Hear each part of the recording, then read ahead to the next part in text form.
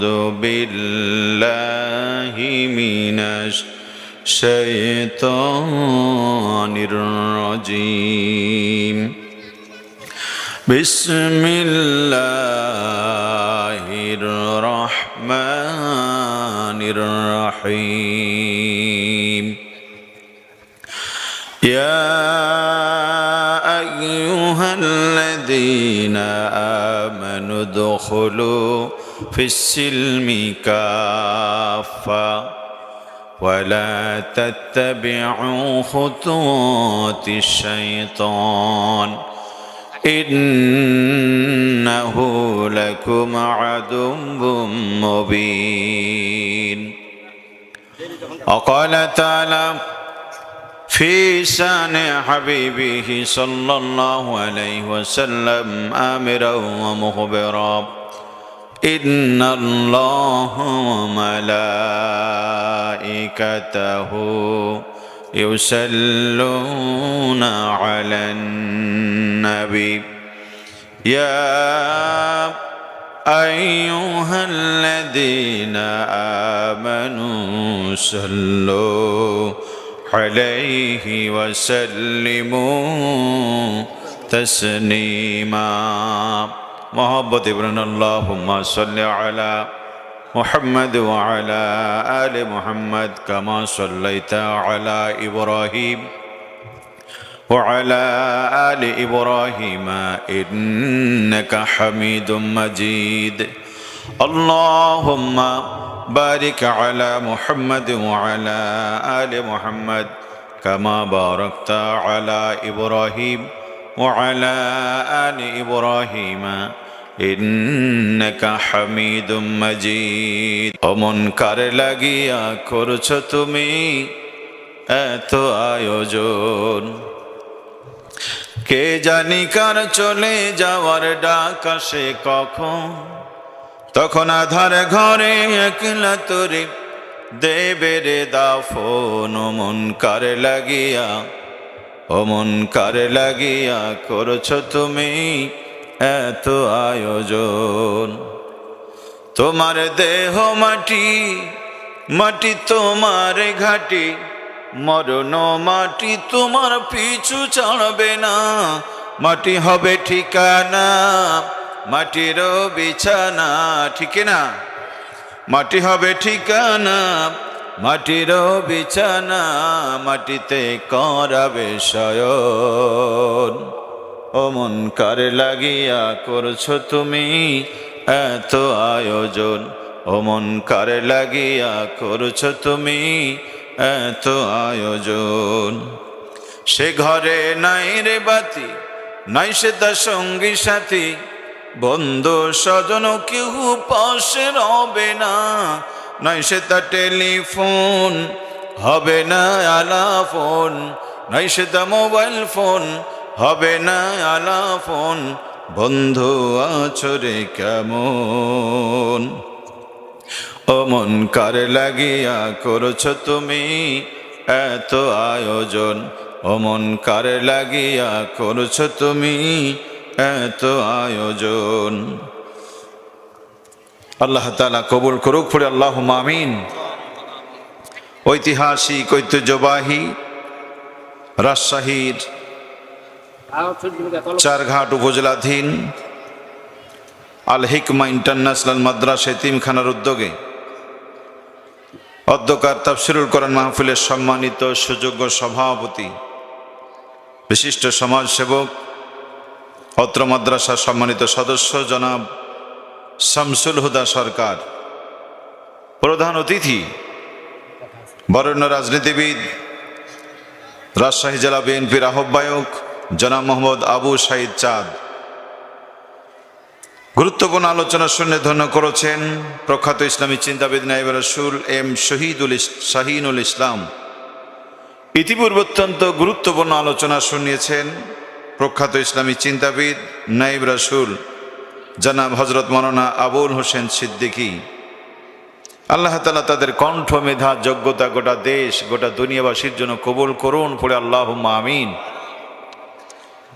আমন্ত্রিত বিশেষ অতিথিবৃন্দ, আমন্ত্রিত ওলামায়ে কেরাম, পিতৃতুল মুরব্বীবৃন্দ, দেশ গড়ার কারিগর, বিশ্বনবীর ওসিয়ত সম্মানিত যুবক তরুণ ভাইয়েরা, স্নেহের কচি ও কাচারা, পর্দার আলোর পক্ষমান অবলা সরলা, সম্মানিতা মা ও বোনেরা, গোয়েন্দা বিভাগের সম্মানিত সদস্যবৃন্দ, রাজনৈতিক নেতৃবৃন্দ, সুপ্রিয় এলাকাবাসী, সম্মানিত আয়োজকবৃন্দ, শুকরিয়া আদায় করছি সুমন আল্লাহ পাকের পবিত্র দরবারে যে মালিক সুবহানাহু ওয়া তাআলা দয়া করে, মায়া করে, একান্ত অনুগ্রহ করে মহাবিশ্বের মহাবিশ্বয় মহাগ্রন্থ আল কোরআনে ডাকে এখানে আসার বসার, কিছু কথা বলে এবং শোনার সুযোগ করে দিয়েছেন। আপনারা খুশি না নারাজ? সবাই খুশি? কারা খুশি ছিলেন আল্লাহকে হাত দেখান তো। লিল্লাহি তাকবীর, লিল্লাহি তাকবীর, লিল্লাহি তাকবীর। পিছনের ভাই একটু সামনে আসতে পারেন দেখি, একটু সামনে চলে আসেন দয়া করে, অত পিছনে না থেকে সামনে তো জায়গা আছে, আসেন। আপনারা একটু সামনে আসেন, পিছনের ভাই একটু সামনে সামনে আসেন তো, কাছাকাছি বসেন, এলোমেলো হয়ে নিজের মন মতো বসে আসেন। এই যুবক ভাইরা উঠো, উঠো, উঠো, আসো, সামনে আসো, সবাই আসেন, সামনে আসেন। এই যুবকরা কি হলো, আসেন, সামনে আসেন। এ ভাই কথা শোনা যায় না নাকি? একটু সামনে আসেন না কেন?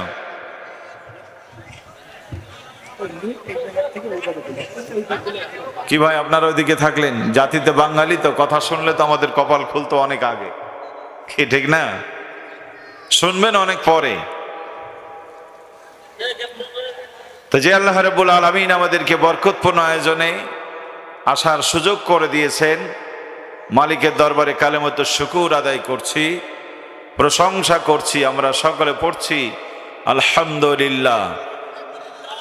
রব্বানা লাকাল হামদ হামদান কাসীরা তাইয়্যিবা মুবারাকান ফিহি। লাখো কোটি দরুদ ও তাসলিমাত বর্ষিত হোক এ জাতির মহান শিক্ষক, পথপ্রদর্শক, বিশ্বসেরা বিশ্বনেতা জনাবে মুহাম্মদ রাসূলুল্লাহ সাল্লাল্লাহু আলাইহি ওয়াসাল্লাম। ধরার ধরণীতে মানব কল্যাণে সুখী সমৃদ্ধ আধুনিক সর্বাধুনিক এটি শান্তির সমাজ প্রতিষ্ঠিত করেছিলেন। জেল জুলুম হুলিয়া হামলা মামলা দুপায় মারিয়ে এটি কোরআন ভিত্তিক আলোকিত সমাজ গঠন করেছিলেন, যেই সমাজে ছিল না চুরি ডাকাতি খুন খারাপি। বন্ধ হলো রক্তপাত জেনা ব্যভিচার অন্যায় সত্য। নারী পেয়েছিল মাতৃত্বের পদমর্যাদা, শ্রমিক পেয়েছিল শ্রমের ন্যায্য অধিকার। শোষণবিহীন দুর্নীতিমুক্ত বৈষম্যবিহীন একটি পৃথিবী উপহার দিয়েছিলেন যে রাসূল। তার প্রতি ভক্তিভরা দুরূদ পড়ছি সাল্লাল্লাহু আলাইহি ওয়াসাল্লাম। শুনতে এসেছি কোরআন কার বাণী? সবাই বলেন কার বাণী? লা রাইবা ফিহি লা শাক্কা ফি, কোনো সন্দেহ নেই পৃথিবীবাসীর জন্য সর্বশেষ সর্বশ্রেষ্ঠ চূড়ান্ত আসমানি সমাধান মহাগ্রন্থ আল কোরআন। এই পৃথিবীর বিরাজমান সমস্ত সমস্যার সমাধান একই রিট দিতে পারে যে কিতাব, সেটা হচ্ছে আল কোরআন। কি ঠিক কিনা বলেন? আজ পৃথিবী হাহাকার, হানাহানি, মারামারি, কাটাকাটি, খুন খারাপ, রক্তপাত, জেনে ব্যভিচার দিয়ে ভরে গেছে গোটা সমাজ। স্বৈরাচার পতন হলেও সন্ত্রাস পতন হয়নি। কি ঠিক কিনা বলেন? বর্তমানে আমরা দেখছি মারামারি, কাটাকাটি, হানাহানি, চলন্ত বসে ধর্ষণ। তার মানে শুধু স্বৈরাচার নয়, এদেশে আল্লাহর বিধান কায়েম হবে না যতদিন, ধরার ধরণীতে শান্তির সমাজ প্রতিষ্ঠিত হবে না ততদিন। দেখতে দেখতে কত দল, কত নেতার পরিবর্তন হলো,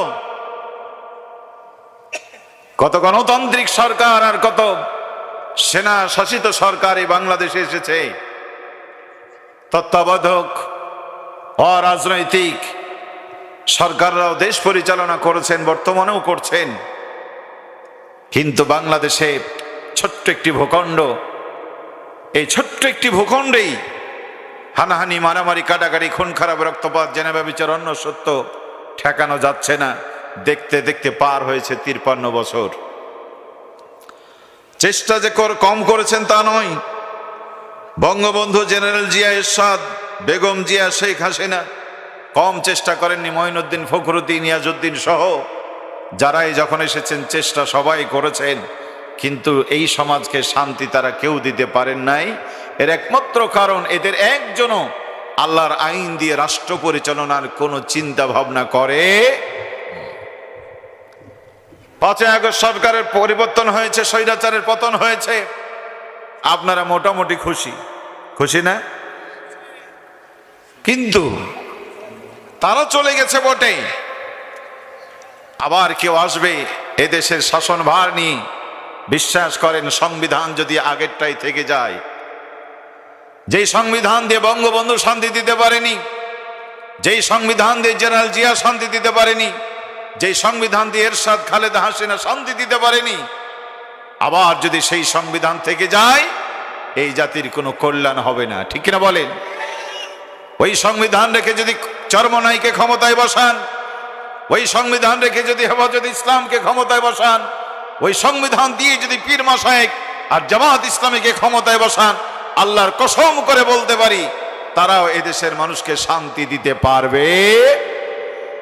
এই জন্য ক্ষমতার পরিবর্তন যত গুরুত্বপূর্ণ, নেতার পরিবর্তন হওয়া যতটা গুরুত্বপূর্ণ নয়, তার থেকে বেশি গুরুত্বপূর্ণ হচ্ছে সংবিধানের পরিবর্তন হওয়া, মানব রচিত আইনের পরিবর্তে আল্লাহর আইন এই সমাজে কায়েম হওয়া। কি ঠিক কিনা বলেন? সম্মানিত ভাইরা, আপনাদের এলাকায় সালিশ হয় না? সালিশ হয় না? সালিশ হয়। সালিশ হচ্ছে দুই পক্ষকে একটু মিউচুয়াল করে দেওয়া। যারা সালিশ করে, সালিশ করতে বসেই দুই পক্ষকে ডেকে একটা নাসিহা করে। সেটা হলো এইরকম যে তোমাদের বর্ণনা আমরা তা মানতে রাজি।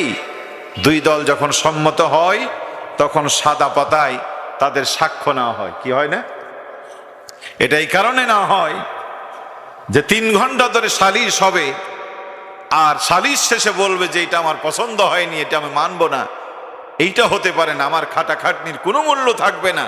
অতএব তোমরা আগেই লিখিত দাও, যদি সালিশ মানতে রাজি হও তাহলে আমরা শুরু করি, নইলে তোমাদের ঝামলা তোমরা পোহাও, লাকুম দিনুকুম ওয়ালিয়া দিন। কি ঠিক কিনা বলে? বলবার উদ্দেশ্য হলো, শুনতে এসেছি কোরআন, আমরা কোরআন থেকে যে মেসেজ পাবো তা কি মানতে রাজি? সবাই কারা রাজি? একটু হাত দেখান তো। আপনাদের হাতগুলি কে দেখছেন? রাজি না হলে হাত তোলার দরকার না। আমি কিন্তু অত বড় মাস্তানও না, অত বড় ক্ষমতাধর না যে হাত না তুললে আপনাদেরকে একেবারে জেলে পাঠাই দিতে পারবো। যে হাত নামান। এই সিদ্ধান্ত মেনে নিবে যারা জান্নাতি মানুষ, তারা পড়েন আলহামদুলিল্লাহ। আর কোরআনের সিদ্ধান্ত মানবে না যারা, দাড়ি যত লম্বা হোক, টুপি যত সুন্দর হোক, পাঞ্জাবি যতই লম্বা হোক, হজ যতবার করুক, তাহাজ্জুদের নামাজ 70 রাকাত নয় 70,000 রাকাত দিনে রাতে পড়লেও জান্নাত হবে না। কি ঠিক কিনা বলেন? আল্লাহ রাব্বুল আলামিন বিশ্ববাসীর হেদায়েতের অনবদ্য দলিল, শান্তি সুখের একমাত্র মহাগ্রন্থ নাজিল করলেন কুরআনুল কারীম, আর বললেন ফামা তাবিয়া হুদায়া ফালা খাউফুন আলাইহিম ওয়ালা হুম ইয়াহজানুন। ধরো কোরআন, পড়ো কোরআন, যে বাজারা কোরআন অনুসরণ অনুকরণ করবে, আল্লাহ পাক বলেন আমি তাদেরকে ভয় ভীতিহীন দুশ্চিন্তা মুক্ত জীবন উপহার দান করব। পড়েন আলহামদুলিল্লাহ। কথা কার? আল্লাহর কথা সত্য। কি আল্লাহর কথা সত্য না?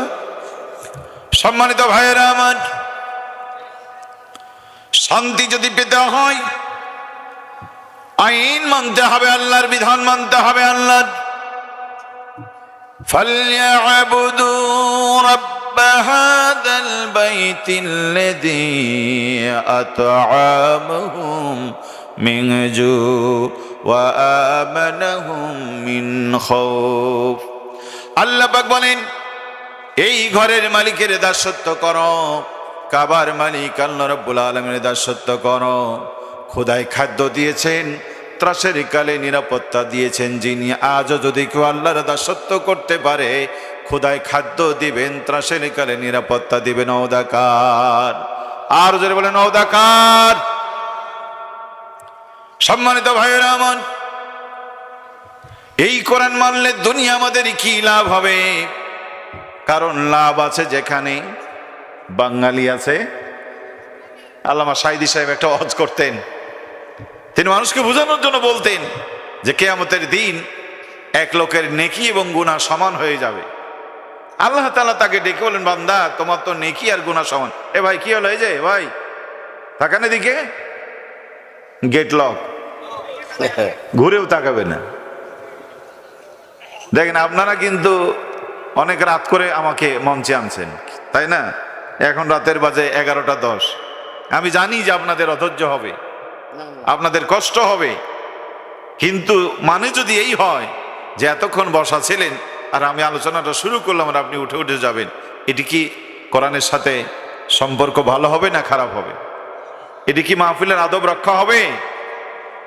সম্মানিত ভাইরা, কষ্ট হতে পারে, বিশেষ প্রয়োজন হতে পারে, কিন্তু বিশেষ প্রয়োজন হবে তাদের আমরা বুঝবো যারা প্রয়োজন সেরে আবার আসবে, নাকি বলেন? এখন বিড়ি খাওয়ার নাম করে যদি একেবারে বাড়ি যাওয়া লাগে, তাহলে কি তাকে বিড়িতে ধরেছে না শয়তানে ধরেছে? পেশাব করার নাম করে যদি সে বাড়িতে গিয়ে ঘুমায়, তারে পেশাবে ধরেছে না শয়তানে ধরেছে? ওর থেকে বড় কপাল পোড়ার কে হয় জান্নাতের বাগান থেকে নিজের ইচ্ছায় নিজেকে বের করে দেয়? কি ঠিক কিনা বলেন? এটা কিসের বাগান? সবাই বলেন কিসের বাগান? কে বলেছেন? রাসূল করিম সাল্লাল্লাহু আলাইহি ওয়াসাল্লাম বলেছেন। নবীর কথা সত্য না মিথ্যা? সম্মানিত ভাইয়েরা আমার, তো ওই লোককে আল্লাহ তাআলা জিজ্ঞেস করবেন যে তুমি জান্নাতে না জাহান্নামে যাবে, তো সেই লোকটা বলবে যে আল্লাহ জান্নাতও চিনি না জাহান্নামও চিনি না, যেখানে গেলে 2 পয়সা লাভ হবে সেখানে আমাকে পাঠিয়ে দাও। সাঈদী সাহেব এই অবস্থা করতেন। তো এখন আমরা যেহেতু জাতিতে বাঙালি, লাভ যেখানে আছে সেখানে আছি, কি ঠিক কিনা বলেন? এই জন্য প্রশ্ন উঠতে পারে, কোরআন মানলে আমাদের কি লাভ হবে দুনিয়ায়? আখিরাত তো সে পরে, দুনিয়ায় কি লাভ হবে আমাদের ব্যাপারে কোনো কথা আছে নাকি? আল্লাহ রাব্বুল আলামিন বলেন, ওয়ালাউ আন্না আহলাল কুরআ আমানু ওয়াত্তাকাউ লাফাতাহনা আলাইহিম বারাকাতিম মিনাস সামাই ওয়াল আরদ। কোন জনপদের মানুষ, কোন কওমের মানুষ ঈমান এনে তাকওয়ার নীতি অবলম্বন করে আল্লাহকে রব, কোরআনকে সংবিধান, নবীকে নেতা মেনে যদি চলতো, আল্লাহ পাক বলেন আমি আকাশ ও জমিনের সব বরকতের দরজা খুলে দিতাম। পড়েন মারহাবা। আকাশ সময় মতো বৃষ্টি দিত, জমিন দিত ফসল, ক্ষুধা দারিদ্র বিমোচিত হয়ে যেত, ভিক্ষা করা লাগতো না, সন্ত্রাস করা লাগতো না। এইটি সুখীময় জীবন উপহার দিবেন কে? জোরে বলেন কে? ওই কোরআন মানার দরকার আছে না নাই? কিভাবে? আপনি যেভাবে চান সেইভাবে না, আল্লাহ বলেছেন যেভাবে। সম্মানিত ভাইয়েরা আমার, এই কোরআন তো শুধু আমরা জানি, এদিকে বুকে লাগাতে হয়, চুমো দিতে হয়, ভালোবাসতে হয়। বুকে লাগাবেন, চুমো দেবেন, আমার আপত্তি নাই, কিন্তু শুধু আপনার চুমো খাওয়ার জন্য, বুকে লাগানোর জন্য আসে নাই। কোরআন এসেছে লিতাহকুমা বাইনান নাস, গোটা পৃথিবীর মানুষের ভিতরে ইনসাফপূর্ণ সুবিচার কায়েমের জন্য। নবীজি বলছেন, আল কোরআন হুজ্জাতুল লাকা আলাইকা, এটা তোমার পক্ষে কিংবা বিপক্ষের দলিল। আপনি কোরআনের সাথে আছেন, কোরআন আপনি মেনে চলেন, কোরআন যা বলে সে অনুযায়ী আপনি জীবন চালান, আপনি জান্নাতি মানুষ। কোরআন আপনি ছেড়ে দিয়েছেন, আপনি জাহান্নামী মানুষ, কোনো সন্দেহ নাই। কোরআন মেনে নিয়েছিল আবু বকর, জান্নাতি মানুষ। কোরআন মেনে নিয়েছিলেন ওমর, জান্নাতি মানুষ। কোরআন মেনে নিয়েছিলেন বেলাল, জান্নাতি মানুষ। কোরআন ছেড়ে দিয়েছিল আবু জেহেল, জাহান্নামী। কোরআন ছেড়ে দিয়েছিল উতবা, সাইবা, আবু লাহাব, জাহান্নামী। আজও যারা কোরআন মেনে চলবে তারা জান্নাতি মানুষ, কোরআন ছেড়ে দেবে যারা জাহান্নামী তারা। কোন সন্দেহ আছে? সন্দেহ আছে? এখন কোরআন মানবেন কতটুকু, ছাড়বেন কতটুকু? আল্লাহ রাব্বুল আলামিন বলেন, মা আতাকুমুর রাসূলু ফাকুযুহু ওয়া মা নাহাকুম আনহু ফাআতাহু, নবী তোমাদের জন্য যা এনেছেন মেনে নাও, তিনি যা নিষেধ করেছেন তা ছেড়ে দাও। তাহলে বোঝা যায় কোরআন মানতে হবে পরিপূর্ণ, ঠিক কিনা বলেন? আপনারা ঈমানদার আমি জানি, ঈমান আপনাদের আছে, এই জন্যই তো কষ্ট করে শীতের রাত্রে মাহফিলে এসেছেন, মাদ্রাসায় দান করতেছেন, কিন্তু আল্লাহর ভাষায় বোঝা যায় ঈমান আছে, আমাদের পরিপূর্ণ ঈমান নাই। আল্লাহ রাব্বুল আলামিন এই জন্য বলেন, ইয়া আইয়ুহাল্লাযীনা আমানু দুখুলু ফিস-সিলমি কাফা ওয়া লা তাত্তাবিউ খুতুওয়াতিশ শাইতান ইন্নাহু লাকুম আদুউম মুবিন। আল্লাহ পাক কোন জালেমকে ডাকেন নাই, কোন কাফির বেঈমান ইহুদিকে ডাকে নাই। আল্লাহ পাক ঈমানদারকে ডেকে বলেন, ঈমানদারেরা ঈমান এনেছো, ইসলামের ভিতরে পরিপূর্ণভাবে প্রবেশ করো, আর খবরদার খবরদার শয়তানি বদমাশি করো না। একসাথে দুই কাজ হয়। দাঁড়িয়ে থাকলে বসা যায় না, ঘুমালে জেগে থাকা যায় না, হাসলে কাঁদা যায় না। এক গালে মধু আর এক গালে বিষ, এক গালে মধু আর এক গালে কি? রেজাল্ট কি হবে? কথা বলেন না, রেজাল্ট কি হবে বলেন? মধু যদিও দুনিয়ার শ্রেষ্ঠ খাবার, জান্নাতি খাবার, নবী আমার বলেন মধু আর কালো জিরা দুনিয়ার মরণ ছাড়া সকল রোগের মহৌষধ। এমন সুন্দর জান্নাতি খাবার এক গালে দিয়েছেন আর এক গালে দিয়েছেন বিষ। বন্ধুরে, মধুর প্রভাব আপনার দেহ পড়বে না, বিষের প্রভাবে আপনি মারা যাবেন। বলেন ঠিক কিনা? আজ এই সমাজের মানুষগুলি এক গালে মধু এক গালে বিষ নিয়ে চলে। নামাজ পড়ে কোরআন দিয়ে, রোজা রাখে কোরআন দিয়ে, হজ করে কোরআন দিয়ে, যাকাত দেয় কোরআন দিয়ে, কিন্তু ব্যক্তি পরিবার সমাজ চালায়, ব্যবসা বাণিজ্য করে, লেনদেন করে, বিচার করে, সালিশ করে, রাজনীতি করে কোরআন বাদ দিয়ে। বলেন ঠিক কিনা? এখানে যারা রয়েছেন, আওয়ামী লীগ হন, বিএনপি হন, জাসদ হন, বাসদ হন, চরমনায় হন, আট্রসি হন, জামাত হন, মসজিদে যখন যায় আমরা সবাই আইন মানি কার? আরো জোরে বলেন কার? নামাজে যতক্ষণ থাকি তাকবীর দেই কার নামে? সম্মানিত ভাইয়েরা আমার, শুরু থেকে শেষ পর্যন্ত আল্লাহ নামের তাকবীর আমরা দেই। পশু যখন জবহ করি, দল আমি যাই করি, কার নামে পশু জবহ দেই? তখন আমার কোনো দল থাকে না, আমি তখন এক আল্লাহর গোলাম হয়ে আল্লাহর নামে আমি পশুটা জবহ করি। তাহলে নামাজে আল্লাহকে মানি, রোজায় আল্লাহকে মানি, হজ আল্লাহকে মানি, যাকাতে আল্লাহরে মানি, কিন্তু মসজিদের বাইরে এসে যখন আমরা স্লোগান দেই, কেউ স্লোগান দেয় নারায়ে তাকবীর, কেউ বলে জালো জালো, কেউ বলে গড়ো গড়ো, কেউ বলে জয় বাংলা, আছে না নাই? আমাকে এখন বিভিন্ন জায়গায় বলে, গত কয়েকদিন আগে এক মাহফিলে গেলাম সিরাজগঞ্জে, বেরোনোর সময় আমাকে বললো যে হুজুর আমরা একটা মাদ্রাসার মাহফিল করছি, এখানে সব দলের মানুষকে নিয়ে আমরা মাহফিল করছি, অতএব কোরআন হাদিস দিয়ে আলোচনা করবেন, কোনো রাজনীতির আলোচনা করা দরকার নেই। আমি বললাম প্রিয় ভাইয়েরা, ওষুধ কি ডাক্তার দিবে না রুগী দিবে? কে দিবে? কথা বলে না, কে দিবে?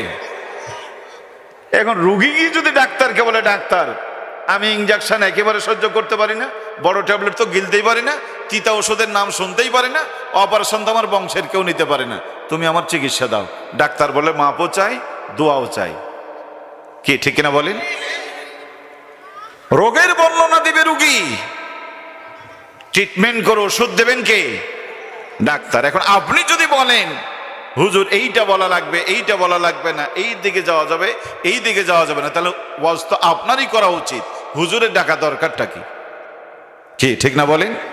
তা আমাকে বলছে হুজুর রাগ করেন না, আসলে আমরাও বুঝি কিন্তু উপায় নাই, তাহলে আমরা রাগ করব কেন? আমাদের রাগ দেখার কে আছে বলেন?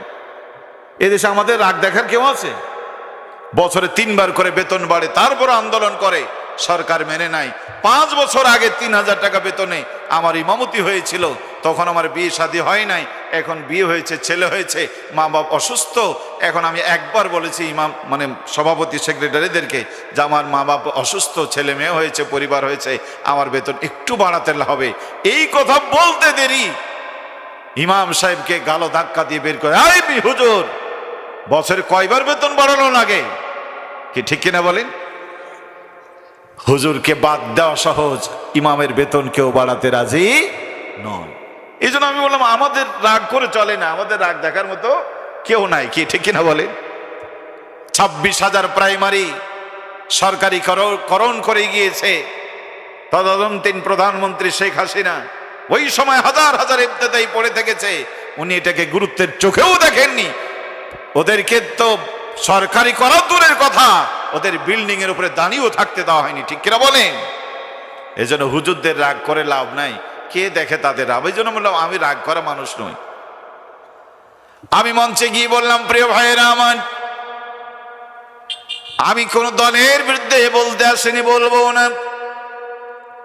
আজ আপনাদের কাছে বলি, আপনারা কে কি কোন দল করবেন এটা আপনাদের ব্যাপার। আমি কোন দলের বিরুদ্ধে আপনাদের কাছে বলবো না। তবে আল্লাহ কি বলেন, নবী কি বলেন, এটা শোনার দরকার আছে না নাই? আল্লাহ পাক বলেন, ওয়াতাসিমু বিহাবলিল্লাহি জামিয়া ওয়ালা তাফাররাকু, তোমরা সবাই মিলে ঐক্যবদ্ধ হও, এই কোরআনকে সবাই মিলে আঁকড়ে ধরো, মত পার্থক্য তৈরি করো না। আল্লাহ পাক বলছেন এক হও। আমরা বলছি হুজুর আমরা আলাদা থাকবো, এক হতে বলবেন না। আমরা যে যা পারি করি, এই নিয়ে আপনার বলার দরকার নাই।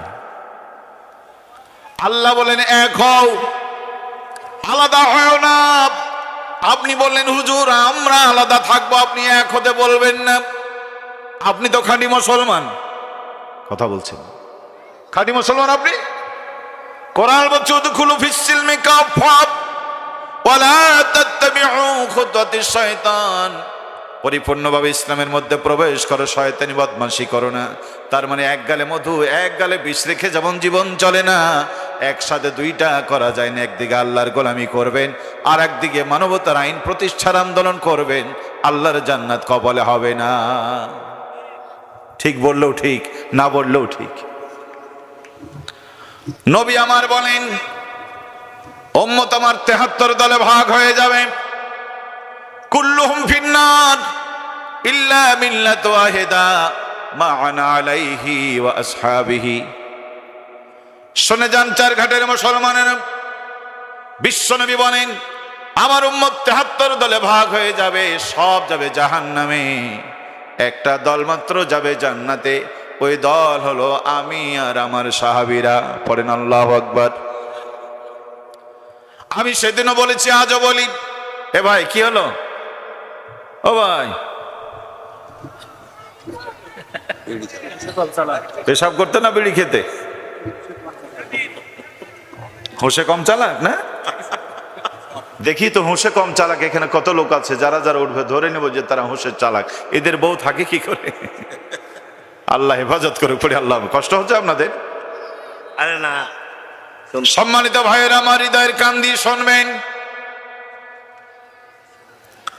কপাল কপাল কপাল লাগে বন্ধু। কপাল কি জিনিস ভালো করে দেখেন। মৌমাছি চেনেন? চেনেন? দেখেছেন কখনো? আছে চারঘাটে। মৌমাছির জন্য কোন স্কুল কলেজ বিশ্ববিদ্যালয় নেই। মৌমাছির জন্য এরকম কোন মানে আয়োজন নেই, তাফসীর মাহফিল নেই, মিলাদ মাহফিল নেই, জুমার খুতবা নেই। মৌমাছির জন্য কোন রকমের দুনিয়াবি শাসন নেই, ট্রাফিক সিগন্যাল নেই।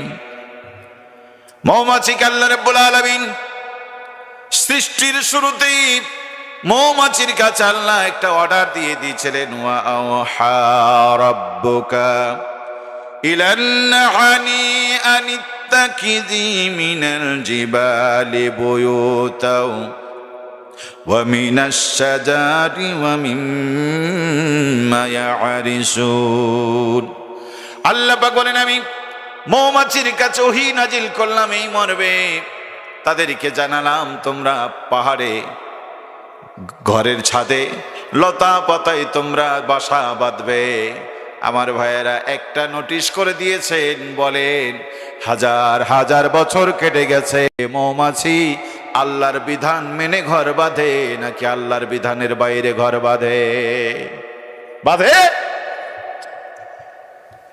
বিবেক যদি থাকে আপনার অন্তর কেঁপে উঠবে কত ঝড় কত বন্যা কত টর্নেডো হয় মৌমাছির ঘর ভেঙে যায় মৌমাছি দিক বিদিক ছুটতে থাকে বিভিন্নখানে যদিও তারা বসে কিন্তু বাসা বাঁধে না বাসা যখন বাঁধার প্রয়োজন হয় আল্লাহর দেখানো 3 জায়গায় তারা বাসা বাঁধে 4 জায়গায় তারা বাসা বাঁধে না বলেন ঠিক কিনা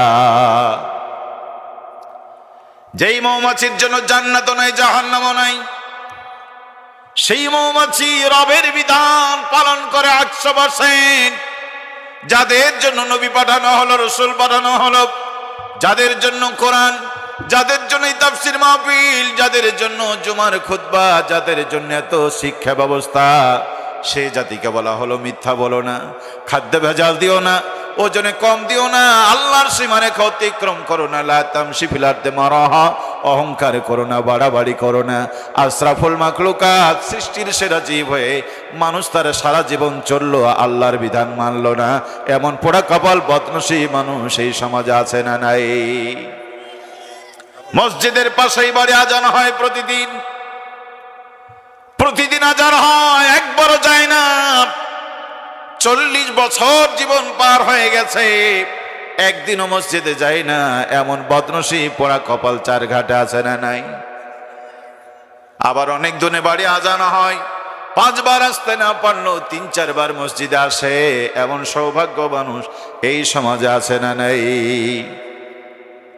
সম্মানিত ভাইয়েরা আমার ওই সময়ের সব থেকে শিক্ষিত মানুষ আবুল হাকাম বিশ্বনবীকে গ্রহণ করতে পারল না পরের বাড়ি খেটে খাওয়া বেলাল বিশ্বনবীকে গ্রহণ করে বেলাল গেল জান্নাতে আর আবু জেহেল চলে গেল জাহান্নামে এই সমাজে কত আবু জেহেল আছে লেখাপড়া শেষ করে দিয়েছে আল্লাহ চিনল না রসুল চিনল না আলেমদেরকে ভালোবাসলো না কিন্তু এমন অশিক্ষিত মূর্খ আছে যারা আল্লাহ মানে রসুল মানে নামাজ ছেড়ে দেয় না আছে না রাই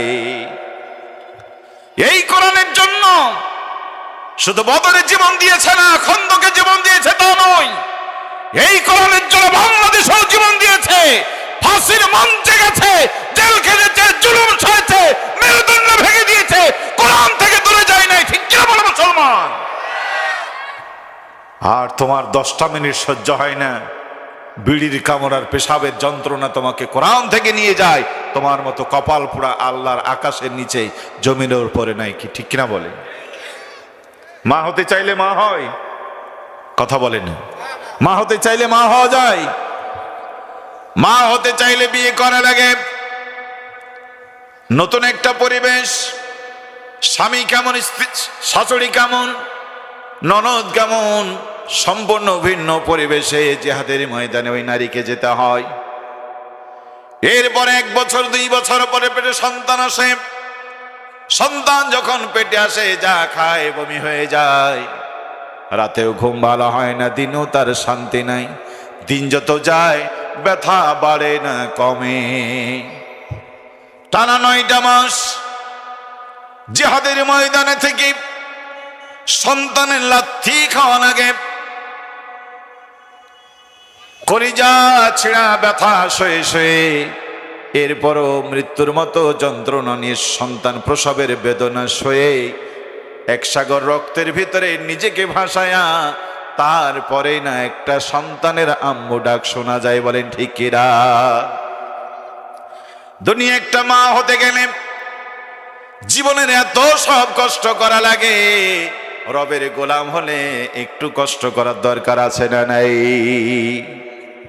স্বর্ণ দামি পৃথিবীতে সব থেকে দামি জিনিস হলো স্বর্ণ কিন্তু স্বর্ণের ফালা স্বর্ণের একটা টোফলা তার কোনো মূল্য নাই যতক্ষণ সে অলংকার না হয়। স্বর্ণ কি দড়ি দিয়ে বেঁধে কানে ঝুলায়?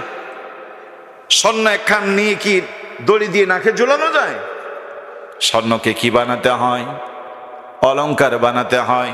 অলংকার বানাতে গেলে বন্ধু আদর করে সোহাগ করে বানানো যায় না।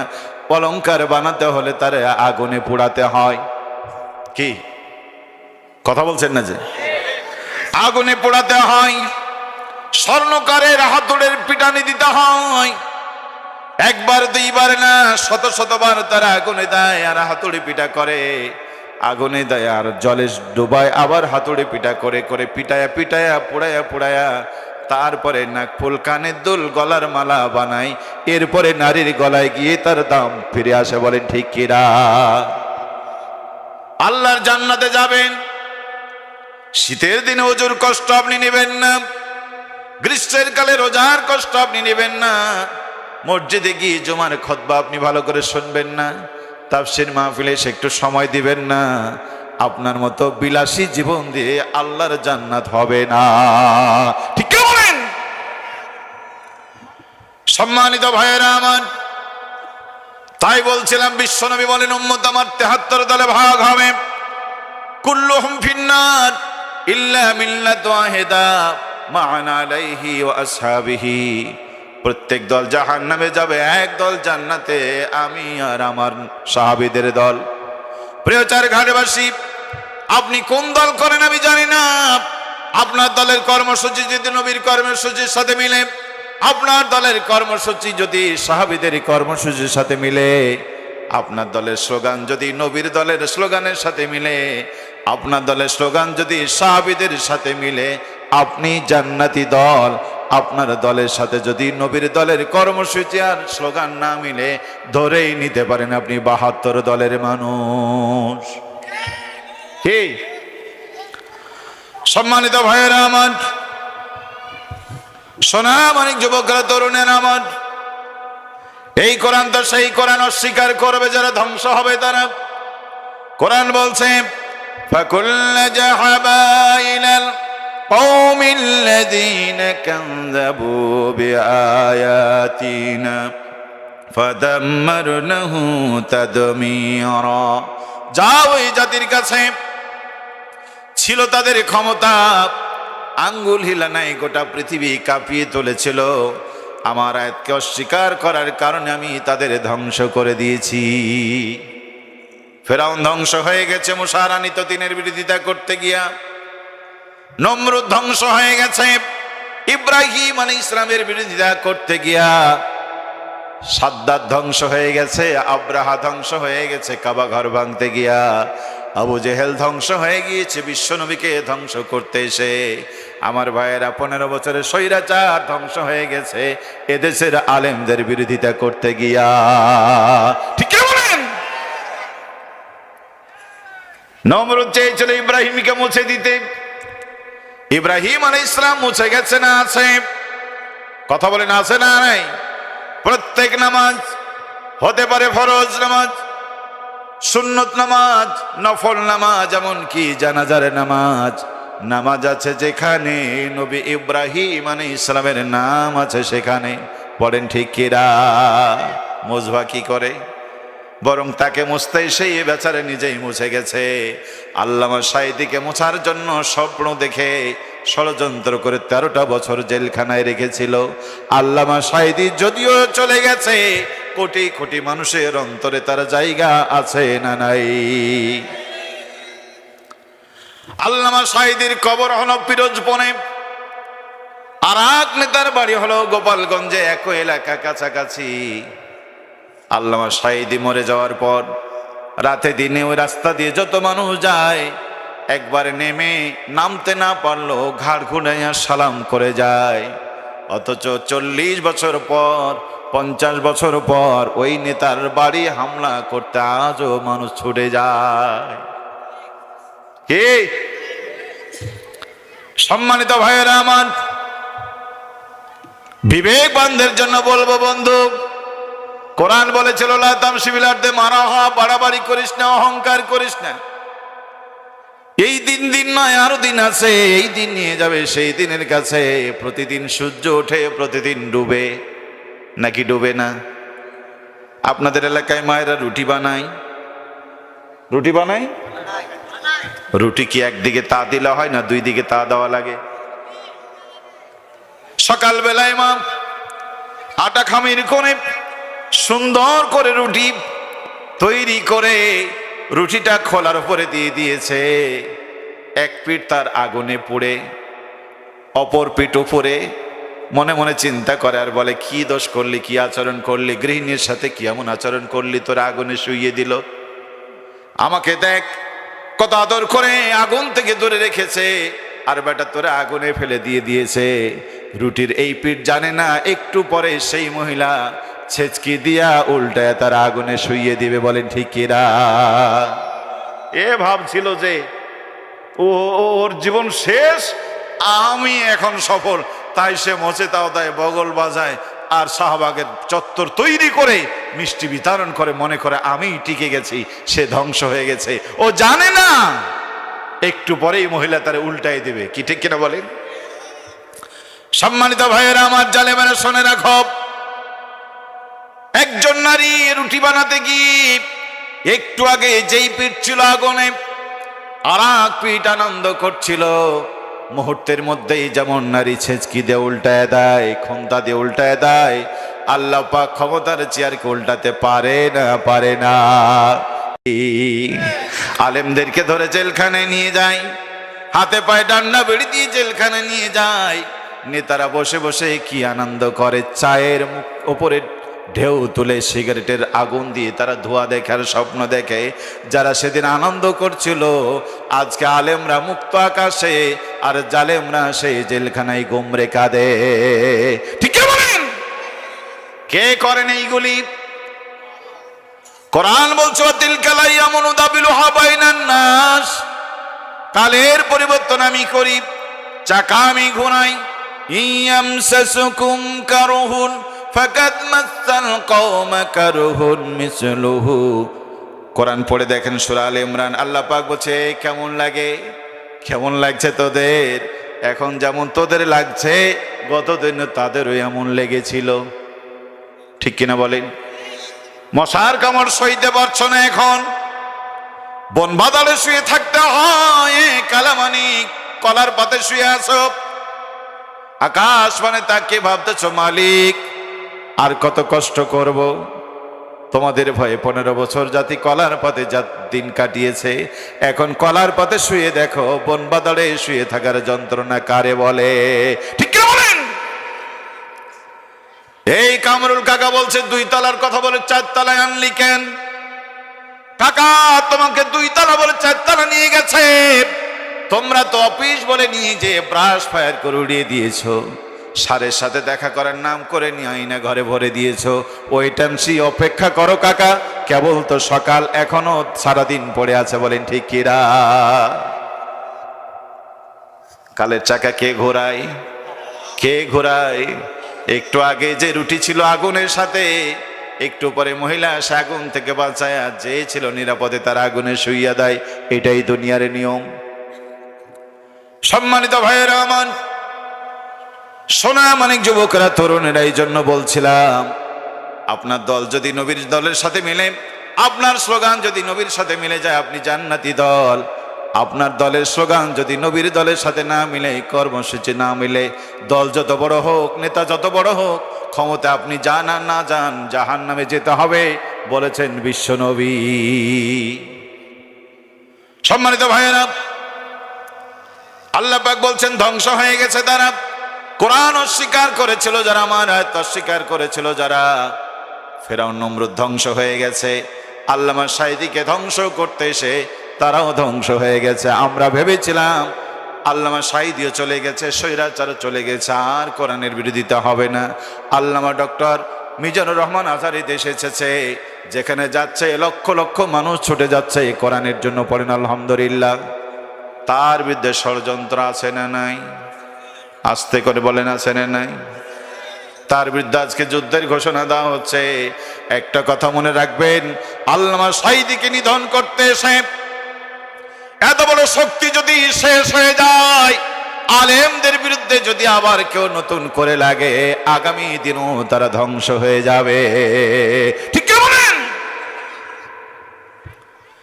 এই কোরআন অস্বীকার করবে যারা, কোরআন বলছে মান আরাদা আন যিকরি ফাইন্না লাহু মাঈশাতান দানকা ওয়া নাহশুরুহু ইয়াওমাল কিয়ামাতি আ'মা। যে বা যারা কোরআন অস্বীকার করবে, কোরআন থেকে মুখ ফেরায় নেবে, আমি আল্লাহ দুটা শাস্তি দেব। কয়টা? একটা দুনিয়া, একটা আখিরাতে। দুনিয়ার শাস্তি হলো জিল্লত অপমান। ছেলে কথা শুনবে না বাবার, স্ত্রী কথা শুনবে না স্বামীর, ছাত্ররা কথা শুনবে না শিক্ষকের, বড়রা সম্মান পাবে না, ছোটরা ভালোবাসা পাবে না। বলেন এমন যুগ আসবে না এসে গেছে? মদের ব্যবসা করে, ধরা পড়ে, হাতে হাত করা ওঠে না। নারী ধর্ষণ করে, জসিমউদ্দিন মানিক 100 নারী ধর্ষণ করলো, তার হাতে হাত করা উঠলো না। অথচ এই দেশের আলেম ওলামাদেরকে হাতে রশি, পায়ে রশি, কোমরে রশি দিয়ে বারবার আদালত প্রাঙ্গণে হাজির করা হয়েছে। বলেন ঠিক কিরা? অপরাধ, কোরআন ছেড়ে দিয়েছি আমরা, ইসলাম ছেড়ে দিয়েছি আমরা। আপনারা বলেন হুজুর কোন কথা বলেন? আমরা কোন জায়গায় কোরআন ছাড়লাম, কোরআনকে ভুললাম? বন্ধুরে আমার, ভালো করে শোনেন। আল্লাহ রাব্বুল আলামিন নবী ফালা ওয়া রাব্বিকা লা ইউমিনুনা হাত্তা ইউহাক্কিমুকা ফীমা শাজারা বাইনাহুম সুম্মা লা ইয়াজিদু ফী আনফুসিহিম হারাজাম মিম্মা কাদাইতা ويسلموا تسليما اللهم صل على سيدنا مولانا محمد وعلى آل سيدنا مولانا محمد। আল্লাহ পাক বলেন নবী তোমার রবের কসম, কষ্ট হচ্ছে, নবী তোমার রবের কসম, তারা মুমিন হতে পারবে না ততক্ষণ, জীবনের ফয়সালাকারী আপনাকে মানবে না যতক্ষণ, জগতের সব বিচার করবেন, ফয়সালা দিবেন, সন্তুষ্টির চেয়ে মানবে না যারা, মুমিন হতে পারবে না তারা। বলেছেন কে? আরো জোরে বলেন কে? এখন নবীকে আমরা মানি কি মানি না? ওযু ভেঙে যাওয়ার কারণ বিশ্বনবী বলেছেন, সমাধানও দিয়েছেন। আমরা 1500 বছর পরে ওযু ভাঙলে কি করতে হয় বিশ্বনবীর সমাধান আমরা মেনে নিয়েছি, দলাদলি করি না। নামাজ ভঙ্গ হয়ে গেলে কি করতে হবে বিশ্বনবী সমাধান দিয়েছেন, আমরা মেনে নিয়েছি, দলাদলি করি না। রোজা ভেঙে গেলে কি করণীয় বিশ্বনবী সমাধান দিয়েছেন, আমরা মেনে নিয়েছি, দলাদলি করি না। কিন্তু বিচারের নীতি বিশ্বনবী দিয়েছেন, সমাজনীতি নবী দিয়েছেন, রাজনীতির সমাধান নবী দিয়েছেন। আজকে দেশে অধিকাংশ মুসলমান নামাজে নবীকে মানে, রোজায় নবীকে মানে, ওযু ভঙ্গের সমাধানের ক্ষেত্রে নবীকে মানে, বিচার জীবনের নবীকে মানে না, ব্যবসা করতে নবীরে মানে না, রাজনীতিতে নবীরে মানে না। মানে না তো মানে না, নতুন করে বলছে ইসলামের রাজনীতি নাই, বলছে না? শোনেননি বোধহয়? এ ভাই কথা বলছেন, শোনেন নাই? ইসলামের রাজনীতি নাই। ও বন্ধু, তুমিও মুসলমান, আমিও মুসলমান, তোমার কথা যদি ঠিক হয় ইসলামের রাজনীতি নাই, ইসলামে যা নাই তোমার জন্য হারাম, আমার জন্য হারাম। তুমিও তওবা করো, আমিও তওবা করি। তুমি রাজনীতি করবা আর আমি করলেই তুমি ফতোয়া দেবা ইসলামের রাজনীতি নাই। ঠিক কিনা বলেন? বিশ্বনবী রাজনীতি করেছে না করে নাই? আরো জোরে বলেন, করেছে না করে নাই? 10টা বছর মদিনার প্রেসিডেন্ট ছিলেন নবী আমার। মক্কা থেকে যখন হিজরত করে নবী চলে যায়, রাতের আন্ধারে আল্লাহ নবীকে, আল্লাহ তাআলাকে বলেছিলেন রব্বি আদখিলনি মুদখালা সিদকি ওয়া আখরিজনি মুখরাজা সিদকি ওয়াজআলনি মিন লাদুনকা নাসীরা। মালিক, সত্যের সাথে বের করো, সত্যের সাথে প্রবেশ করো, তোমার পক্ষ থেকে সুলতানে নাসির দাও, তার মানে রাষ্ট্র ক্ষমতা দাও। রাষ্ট্র ক্ষমতা বিশ্বনবী চেয়েছেন না চাইনি? আজকে মৌলবি ফতোয়া দিচ্ছে ক্ষমতা চেয়ে নেওয়া জায়েজ নাই। এবারে তুই মসজিদে সব ইমামতি করার জন্য দরখাস্ত করিস কেন, মাদ্রাসায় শিক্ষকতার জন্য দরখাস্ত করিস কেন? এটাও তো চেয়ে নেওয়া, ঠিক কিনা বলেন? সম্মানিত ভাইয়েরা আমার, বিশ্বনবী রাজনীতি করলেন, ক্ষমতা চেয়ে নিলেন। ক্ষমতা কি জিনিস? পদ্মা সেতু উদ্বোধনের দিকে এক মহিলা ডক্টর ইউনূসকে পানিতে ফেলতে চেয়েছিল, মনে আছে আপনাদের? সে মহিলা এখন দেশে না বাইরে? 5 মাস আগে আসতে চেয়েছিল, আসতে পারে না। কার ভয়ে? কার ভয়ে? কি ব্যাপার, আপনারা কিছুই বোঝেন না নাকি? আল্লাহর ভয়ে? না না, ডক্টর ইউনূসের ভয়ে। আচ্ছা, এই যে ইউনূসকে পানিতে ডুবাচ্ছিল, এটা কি ব্যক্তি হাসিনার ক্ষমতা নাকি রাষ্ট্রনায়ক হাসিনার ক্ষমতা? রাষ্ট্রনায়ক হাসিনার ক্ষমতা। এখন যে ইউনূসের ভয় আসতে পারছে না, এটা কি ব্যক্তি ইউনূস নাকি রাষ্ট্রনায়ক ইউনূস? এই রাষ্ট্র ক্ষমতা তাদের হাতে থাকার ফলে যে ইউনূসকে পানিতে ডুবাচ্ছিল, ওই রাষ্ট্র ক্ষমতা ইউনূসের কাছে চলে আসার ফলে এখন তারা আর দেশে আসতে পারে না। তার মানে বুঝেন রাষ্ট্র ক্ষমতা কি জিনিস, ঠিক কিনা বলেন? বন্ধু, রাষ্ট্র হলো লাঠি, কোরআন হলো আলো। রাষ্ট্র হলো লাঠি। রাতে অন্ধকারে চলতে গেলে সাপ, বিচ্ছু, বিষধর হিংস্র প্রাণী থাকে না? থাকে না? এখন শুনতে পেলেন রাস্তায় খুব উৎপাত বেড়ে গেছে হিংস্র প্রাণী সাপের। এই কথা শুনে রাতে একটা লম্বা লাঠি হাতে করে মাথায় পাগড়ি বেঁধে রাস্তায় নামলেন। কিছু দূরে যাওয়ার পরে সাপ শুয়েছিল। রাতের বেলায় বুঝতে পারেনি, লেজে পা দিয়েছেন, সাপ দংশন করেছে, লোকটা মারা গেল। সকালে দেখা যায় লোকের হাতে লাঠি আছে, অস্ত্র আছে, মাথায় গামছা বাঁধা, এরপরও সাপের আক্রমণে মারা গেছে। মসজিদের মুয়াজ্জিন সাহেব চিন্তা করলো, কালকে রাস্তায় একজন লোক সাপের কামড়ে মারা গেছে, অতএব লাইট ছাড়া বের হওয়া যাবে না। উনি চিন্তা করলেন, আমি আলেম মানুষ, আমি যদি লাঠি হাতি করি তো লোকেরা বলবে কি? এই জন্য উনি লাঠি না নিয়ে এক হাতে একখান তসবি নিয়ে খুব তসবি টিপছে আর ওই লাইট মেরে মেরে রাস্তায় চলছে। সামনে গিয়ে হঠাৎ দেখতে বিশাল সাপ বসে আছে। সাপ দেখে হুজুর চমকে উঠেছে। তিড়িং বিড়িং করতে গিয়ে হুজুরের পা গিয়ে লেজ পড়েছে, সাপের লেজে পড়েছে। সাপ চিন্তা করলো, হুজুর আমি তো তোমার ঘরে যাইনি, শুয়ে আছে রাস্তার পরে, তুমি এসে আমাকে লাথি দিলে কেন? ফিরে এসে হুজুরের কপালে এক চুমায় হুজুর শেষ। হুজুরের কাছে তো লাইট ছিল না? কথা বলেন না। লাইট ছিল, সাপ দেখেছে, মোকাবিলা করতে পারে নাই। কেন? কি নাই? তসবি যা আছে। বন্ধু, তসবি দিয়ে সাপের মোকাবিলা করা যায় না, দুশ্মনের মোকাবিলা করা যায় না। তসবি দিয়ে মসজিদে থাকা যায়, সমাজে তসবি নিয়ে টিকা যায় না। এখন যদি বাঁচতে হয় তাহলে কর্মসূচি হবে, এক হাতে থাকবে লাঠি আর এক হাতে থাকবে লাইট। আপনি লাইট দিয়ে দেখবেন, লাঠি দিয়ে পিটাবেন, তাহলে শত্রুর হাত থেকে বাঁচবেন। বলেন ঠিক কিনা? বন্ধুরা আমার, এই কোরআন হলো আলো, রাষ্ট্র হলো লাঠি। আজকে যাদের কাছে লাঠি আছে তাদের কাছে আলো নাই, যাদের কাছে আলো আছে তাদের কাছে লাঠি নাই। এদেশের আলেমদের কাছে আলো আছে, তাদের কাছে রাষ্ট্র ক্ষমতা নাই।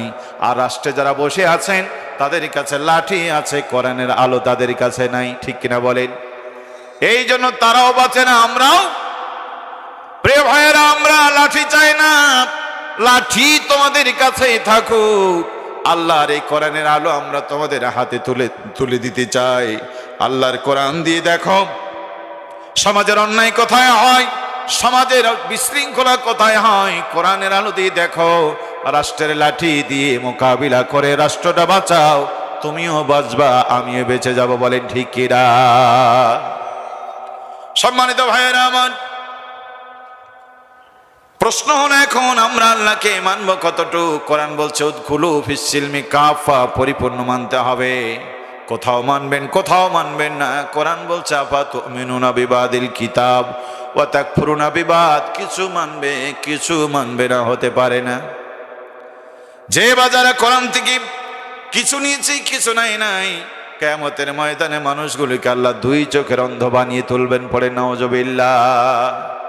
লোকরা বলছে হুজুর সব কিছু করতে না পারলেও কিছু তো করি, সব না পারলেও কিছু তো করি, কিছু করার না করার মতোই, ঠিক কিনা বলেন? ওজুর ফরজ কয়টা সবাই বলেন আরো জোরে? শীতের দিনে কয়টা? শীতের দিনও 4টা। আলেমদের জন্য কয়টা? আওয়ামী লীগের জন্য কয়টা? বিএনপির জন্য, জামাত ইসলামের জন্য, চরমোনাই। নারীর জন্য কয়? পুরুষের জন্য কত? পরবাসীর জন্য কত? বোঝা গেল রবের বিধান সবার জন্যই। আওয়ামী লীগ হও, বিএনপি হও, জাতীয় পার্টি হও, জাসদ হও, বাসদ হও, চরমোনাই হও, নারী হও, পুরুষ হও, রবের বিধান এক, ঠিক কিনা বলেন? 4 ফরজের 3 ফরজ করেছেন, একটা ফরজ করেন নাই, কোনো অসুবিধা আছে? অসুবিধা আছে? কয়টা করেননি? ওই 3টার দাম আছে নাকি? নামাজের ভিতরে বাইরে 13 ফরজ, 12টাই করেছেন, 1 ফরজ আপনি বাদ দিয়ে দিয়েছেন। বলেন তো নামাজ হবে? ওই 12 ফরজের কোনো দাম আছে? যদি নতুন করে নামাজ পড়েন, এখন একটা পড়লে হবে নাকি আগের 12টা আদায় করা লাগবে? তার মানে আগের 12টার কোনো মূল্য নাই, ঠিক কিনা বলেন? আপনার ছেলে পরীক্ষা দিয়েছে, পরীক্ষা দিতে গিয়ে 32 নাম্বার পেয়েছে। 32 পাস না ফেল? কয় পায়নি? এই যে 1 না পাওয়ার কারণে, বলেন তো দেখি তার 32-এর কোনো দাম আছে? সম্মানিত ভাইয়েরা আমার, 1 না পাওয়ার কারণে 32-এর যেমন দাম নাই, 4 ফরজের 1 ফরজ বাদ দিলে 3 ফরজের যেমন দাম নাই, 13 ফরজের 1 ফরজ বাদ দিলে 12 ফরজের যেমন দাম নাই। নামাজ পড়েছেন, রোজা রেখেছেন, হজ করেছেন, যাকাত দিয়েছেন, দান করেছেন, সদকা করেছেন, মায়েরা স্বামীর সেবা করেছো, পর্দায় চলেছো, আল্লাহর জমিনে দিন কায়েম করা ফরজ, আল্লাহর জমিনে দিন কায়েমের চেষ্টা করে নাই, আগের কোনো ফরজের মূল্য রবের কাছে নাই, নাই। সম্মানিত ভাইয়েরা আমার, আরো পরিষ্কার ভাবে শোনেন, আপনি যদি হজে যান, বিদেশে যান, পাসপোর্ট করা লাগে, লাগে না? লাগে না? পাসপোর্ট করতে গেলে চোখের ছবি এখন নিচ্ছে, রেটিনা নিচ্ছে, এরপরে আঙ্গুলের ছাপ নিচ্ছে। সম্মানিত ভাইয়েরা আমার, বিদেশ যখন যাবেন, হজে যখন যাবেন, ইমিগ্রেশন শেষে আবার আপনার পরীক্ষা শুরু, ইমিগ্রেশনে গিয়ে পরীক্ষা শুরু হবে। 10টা আঙ্গুলের 9টা আঙ্গুলের ছবি মিলে যায়, একটা আঙ্গুলের ছবি আপনার সাথে মিলে না। বলেন তো দেখি বিদেশ যাওয়া হবে?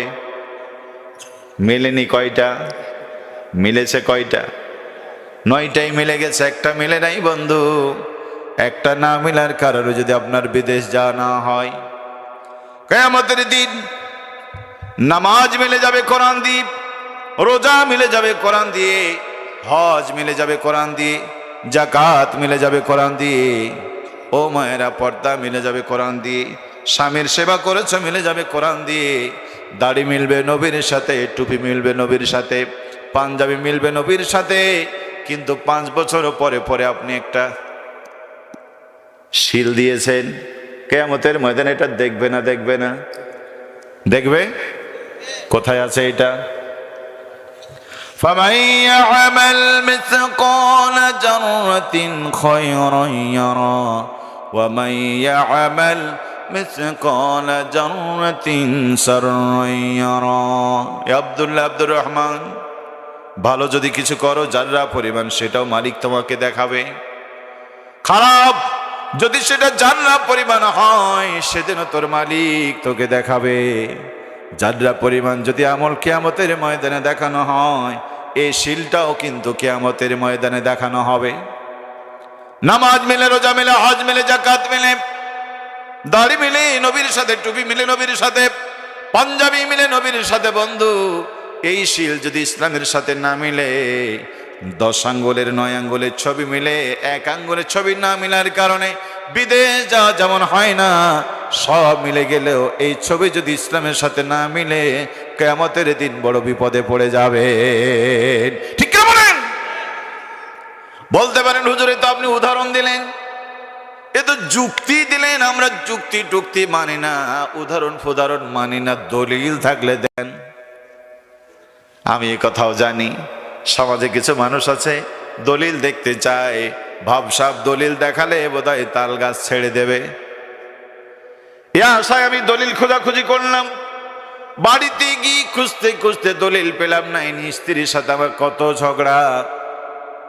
এরপরে চলে গেলাম ভূমি অফিসে, ইউনিয়ন ভূমি অফিসে, সেখানে দলিল পেলাম না। নায়েবের সাথে আমার কত ঝগড়া। চলে গেলাম আমি উপজেলা ভূমি অফিসে, সেখানেও কি আমি কাগজ পেলাম না। ঝগড়া ঝাঁটি করে বেরিয়ে আসলাম। বিভাগীয় কমিশনার কাছে আমি কষ্ট করে দলিল নিলাম। দলিল যখন দিলাম তখন বলো দলিল টলিল মানি না, তাল গাছ দেব না, পাল্লেলে। আছে না এরকম কিছু মানুষ?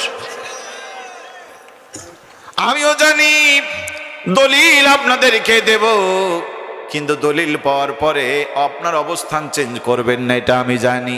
এরপরে দলিল আমি দেব। আগে আপনাদের কাছে বলেছি সালিশ মানবেন কিনা, আপনারা কিন্তু সালিশ মানতে রাজি হয়েছেন, ঠিক কিনা বলেন? এখন যদি না মানেন এটা আপনাদের ব্যাপার।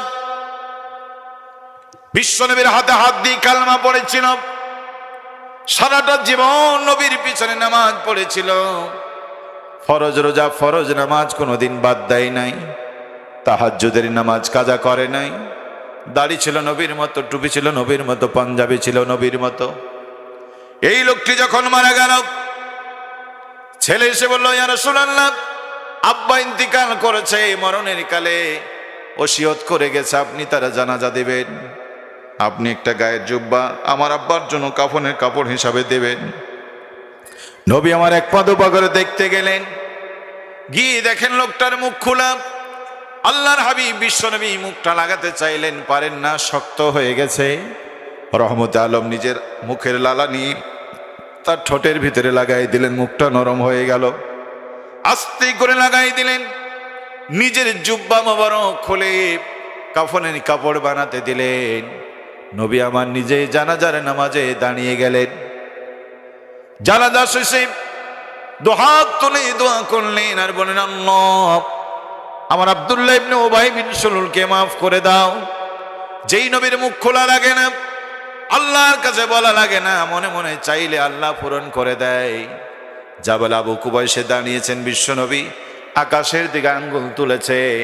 আল্লাহর সম্মানে আকাশের চাঁদ আল্লাহ দ্বিখণ্ডিত করে দিয়েছিলেন। বলেন আল্লাহু আকবার। চাচা আবু তালিব ইন্তিকাল করলেন, প্রিয়তমা স্ত্রী খাদিজা ইন্তিকাল করলেন। নবীর মনটা খারাপ, উম্মে হানির ঘরে শুয়ে আছিলেন। আল্লাহ পাক জিব্রাইলকে পাঠিয়ে দিলেন, সাথে দিলেন বোরাক। মন খারাপ সাথে সাথে ডেকে আল্লাহর আরশে নিয়ে তারে খুশি বানাইছেন। আল্লাহু আকবার। আল্লাহ রাব্বুল আলামিন তার নবীর এতটুকু কষ্ট সহ্য করে না, সেই নবী আজকে দোয়া করছে। আল্লাহ পাক ওহী নাজিল করে বললেন, ইস্তাগফির লাহুম আও লা তাস্তাগফির লাহুম ৭০ মাররা। নবী, ও নবী, নবীরা আমার, একবার দুইবার নয় নবী, ৭০ বার যদি দোয়া করো, এই মুনাফিকের পক্ষে আজকে দোয়া কবুল হবে না। নিজের নামাজ কাজে লাগলো না, নিজের রোজা কাজে লাগলো না, তাসবিহ বাতিল হয়ে গেল। নবীর জুব্বা কোনো কাজে লাগলো না, নবীর জানাজার কোনো কাজে লাগলো না, বিশ্ব নবীর দোয়াও কাজে লাগলো না। আল্লাহ পাক তারে জাহান্নামে দিলেন। আব্দুল্লাহ ইবনে উবাই বিন সুলুলকে। কি অপরাধ তার, কি অপরাধ! সম্মানিত ভাইয়ের আমার, মুনাফিকিটা আমরা জানি, কিন্তু সেই মুনাফিকিটার ধরন কি ছিল এটা আমরা অনেকে জানি না, জানলেও মনে রাখি না। উহুদের যুদ্ধের সময় বদরে কাফিররা হেরে গিয়েছিল, প্রতিশোধের দাবানলে জ্বলছিল তারা। পরের বছরে পায়ে পা বাঁধায় যুদ্ধ বাঁধায় দিয়েছে। উহুদের প্রান্তরে যুদ্ধ, আল্লাহ নবী মদিনা থেকেই যুদ্ধ করতে চাইছিলেন, কিন্তু বদরে বাদ পড়ে যাও কিছু সাহাবী আর নতুন কিছু সাহাবীরা আবেগ আপ্লুত হয়ে বলল, না, আমরা উহুদে গিয়ে যুদ্ধ করব। সবাই যখন রাজি হয়ে গেল, নবী আমার রাজি হয়ে গেলেন, যুদ্ধের পোশাক পরে বেরিয়ে আসলেন, 1000 লোক নিয়ে উহুদের প্রান্তরে রওনা দিলেন। আব্দুল্লাহ ইবনে উবাই বিন সলুল নবীজির সামনে এসে দাঁড়ায় গেল, বলেন, ইয়া রাসূলুল্লাহ, ইয়া হাবিবাল্লাহ, আপনি তো চাইছিলেন মদিনা থেকে যুদ্ধ করবেন, আপনার কথাই ঠিক, আমরা মদিনা থেকে যুদ্ধ করব। আল্লাহর হাবিব বললেন, নবীরা যে সিদ্ধান্ত নিয়ে নাই, বদল করার এখতিয়ার তাদের থাকে না, অতএব আমার এখন আর সুযোগ নাই, মদিনা থেকে যুদ্ধ করা আমাদের উহুদেই যাওয়া লাগবে। এই নিয়ে বিতর্ক সৃষ্টি করল। আল্লাহর হাবিবের সাথে বিতর্ক করে 300 লোক নিয়ে নবীর দল থেকে আলাদা হয়ে গেল। উহুদের যুদ্ধে নবীজি বিপদে পড়ে গেলেন, 70 জন মুসলিম শহীদ হলো। আল্লাহর হাবিবের দন্দান মোবারক শহীদ হলো। এমন করে তারা মাথার উপরে আঘাত করেছে, লোহার টুপি ভেঙে মাথার ভিতরে ঢুকে রক্তক্ষরণ হয়ে নবী আমার বেহুশ। ওরা টান মেনে গর্তে ফেলে বলেছে, কুতিলা মুহাম্মদ, মুহাম্মদ শেষ হয়ে গিয়েছে। সম্মানিত ভাইয়েরা আমার, আমির হামজার বুকটা ভেঙে কলিজা বের করে চিবিয়ে চিবিয়ে খেয়ে সেদিন নবীর অন্তরে কষ্ট দিয়েছিল। প্রিয় ভাইয়েরা আমার, সোনামানিক যুবকেরা আমার, তরুণেরা আমার, 300 লোক নিয়ে যুদ্ধের ময়দান থেকে ফিরে নবী আর সাহাবীদেরকে বড় বিপদের দিকে ঠেলে দিয়েছে। এই যে 300 লোক নিয়ে ফিরে গেল, বলেন তো লাভ হয়েছে কার? কার লাভ হয়েছে? ইহুদি খ্রিস্টানদের, মুনাফিক কাফেরদের লাভ হয়েছে, ক্ষতি হয়ে গেছে ইসলামের। ঠিক কিনা বলেন? 300 লোক নিয়ে ফিরে যাওয়াতে ইসলামের ক্ষতি হয় নাই? ইসলামের ক্ষতি হয়েছে না? না, 300 লোক নিয়ে ফিরে গেল, তাহলে ইসলামের ক্ষতি হলো না? আপাতত ক্ষতি হলো কিনা? আমি লড়াই করতে যাচ্ছি 200 লোক নিয়ে, আপনি আমার কাছ থেকে 100 লোক নিয়ে চলে গেলেন, তো আমার ক্ষতি হচ্ছে না? আমি তো মায়ের খাওয়া, এখন তো মায়ের আমাকে খাওয়াই লাগবে, আমার লোক কমে গেল। ভোটের দিন আপনি আমার সাথে তর্ক করে আপনার ভোটার 50টা নিয়ে চলে গেলেন, তো আমার ব্যালটের বাক্সে 50 ভোট কমবে না? ওই ফিরে যাওয়া লোক, কিছু লোক তো বলবে যে এসেছি যেহেতু তাল গাছকে দিতে পারলাম না, নারিকেল গাছে দিয়ে দিই। তাহলে তাল গাছের ভোট চলে গেল কোথায়?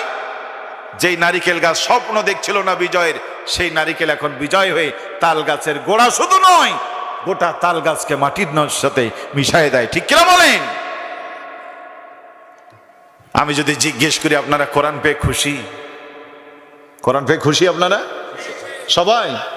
একটু হাত তুলে দেখান তো দয়া করে, কারা খুশি?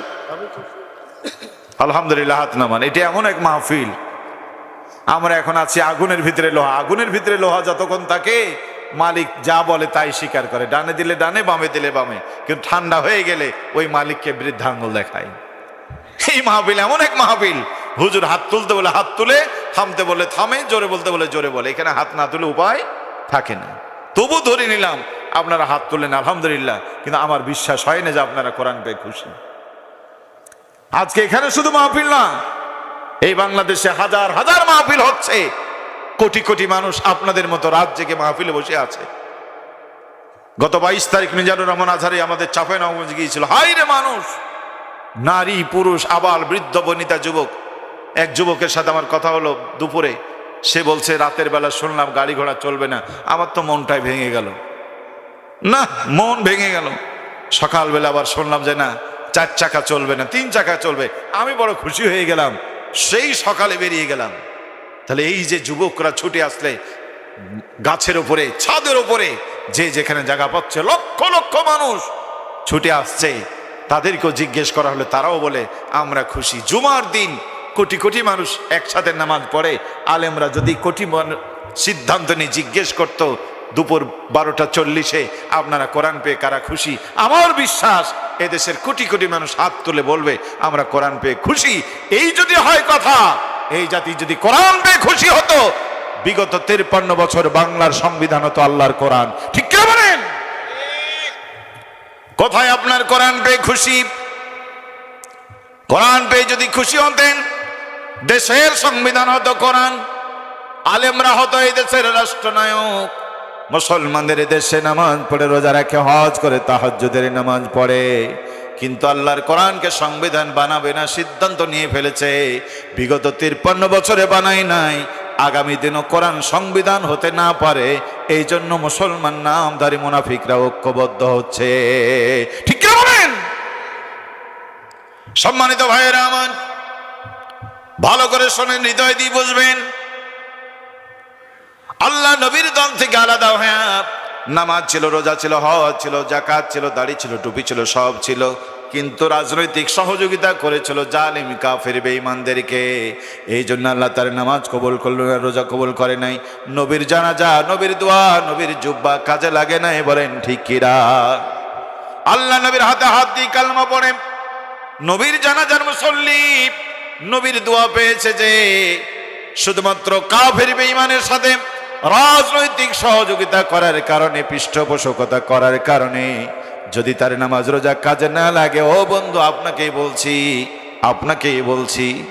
আপনিও নামাজ পড়েন, রোজা রাখেন, হজ করেন, যাকাত দেন, আপনার দাড়ি মিলে নবীর সাথে, টুপি মিলে নবীর সাথে, পাঞ্জাবি মিলে নবীর সাথে, কিন্তু রাজনৈতিক পরিচয় যদি ইসলাম আর কোরআনের সাথে না হয়, মুনাফিক আর কাফেরদেরকে যদি আপনি সহযোগিতা করেন, কিয়ামতের দিন আব্দুল্লাহ ইবনে উবাই বিন সালুলের সাথে আপনার উঠতে হবে।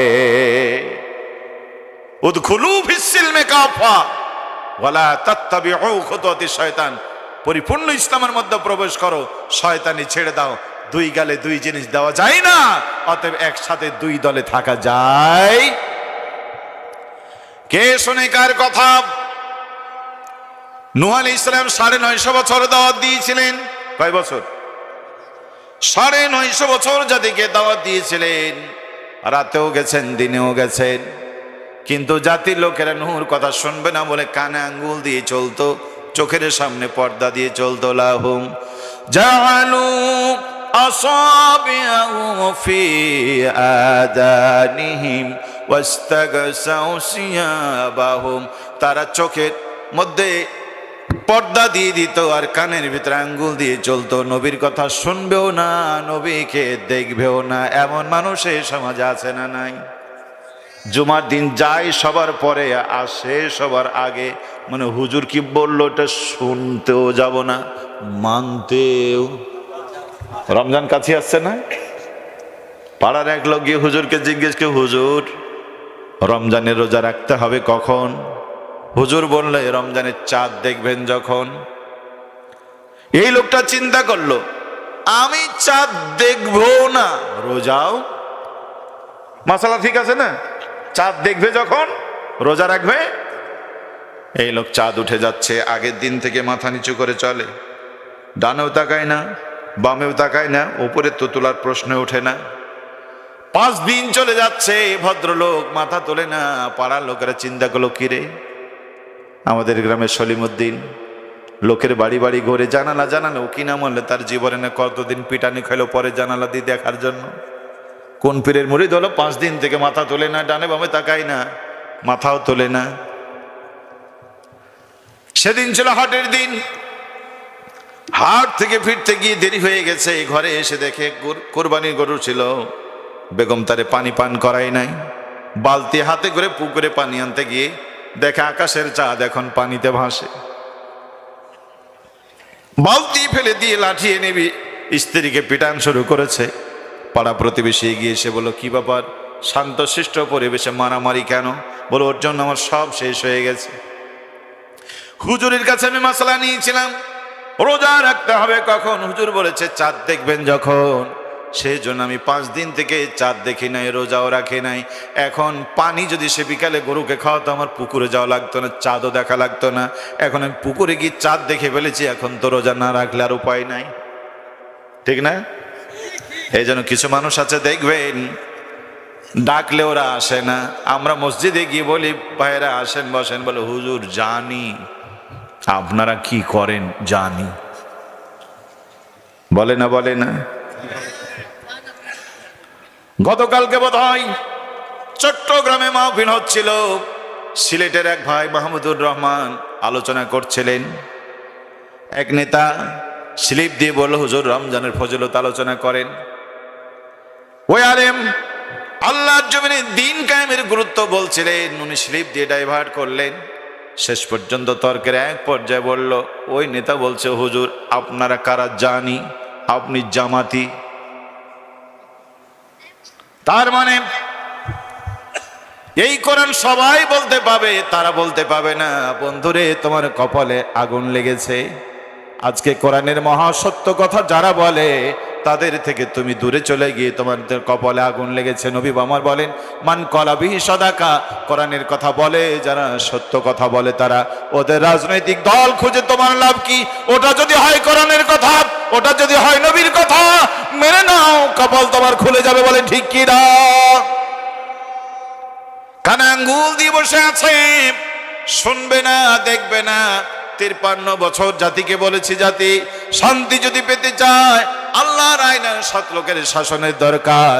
জাতি শোনে নাই, কানে আঙ্গুল দিয়ে বসে আছে, আগামী দিনেও তারা শুনবে না। বলেন ঠিক কিরা? জাতির লোকেরা বলল নূহ আলাইহিস সালাম একই কথা বারবার বলেন, আমরাই নাকি জাহান্নামী, নূহর দল নাকি জান্নাতি। নূহকে আর এই কথা বলতে দেওয়া যাবে না। আগামী কালকে নূহ যদি একই কথা বলে পাথর মেরে আমরা তাকে শেষ করে দেব। বলেন বাংলাদেশে এমন সিদ্ধান্ত আর চূড়ান্ত ষড়যন্ত্র আছে না নাই? দেশের মাটিতে তাদের কথা বলতে দেবে না বলে 13টা বছর জেলে রেখেছে, কাউরে ফাঁসির মঞ্চে দিয়েছে, কাউরে গুম করে দিয়েছে, রাজনৈতিক অধিকার কেড়ে নিয়েছে, বাংলার জমিন থেকে তাদেরকে নিষিদ্ধ করে দিয়েছিল। এই জমিনে লেনিনের আদর্শ চলবে, মাও সেতুর আদর্শ চলবে, লেনিনের আদর্শ চলবে। মুসলমানদেরকে বানরের বাচ্চা বানাবে, ওরা বানাবে, মুসলমান প্রতিবাদ করতে পারবে না। পুরুষকে নারী বানাবে, সকালবেলার শরীফকে বিকালবেলায় শরীফা বানিয়ে ছেড়েছিল তারা। ঠিক কিনা বলেন? সম্মানিত ভাইয়েরা আমার, এই প্রতিবাদ করার কারণে ওই আলেম বিদ্বেষীরা তাদেরকে নিষিদ্ধ করতে চেয়েছিল। কিন্তু রাখে আল্লাহ, মারে কে? মানে আল্লাহ রাখে কে? আল্লাহ যদি কারো কান ধরে উপরে টানে, পৃথিবীর মানুষ তুমি ঠ্যাং ধরে নিচে নামাতে পারবে না। বলেন ঠিক কিরা? যেই কথা সেই কাজ। গুন্ডা বাহিনী দিয়ে পরের দিন নূহ আলাইহিস সালামকে পাথর মারা শুরু করেছে।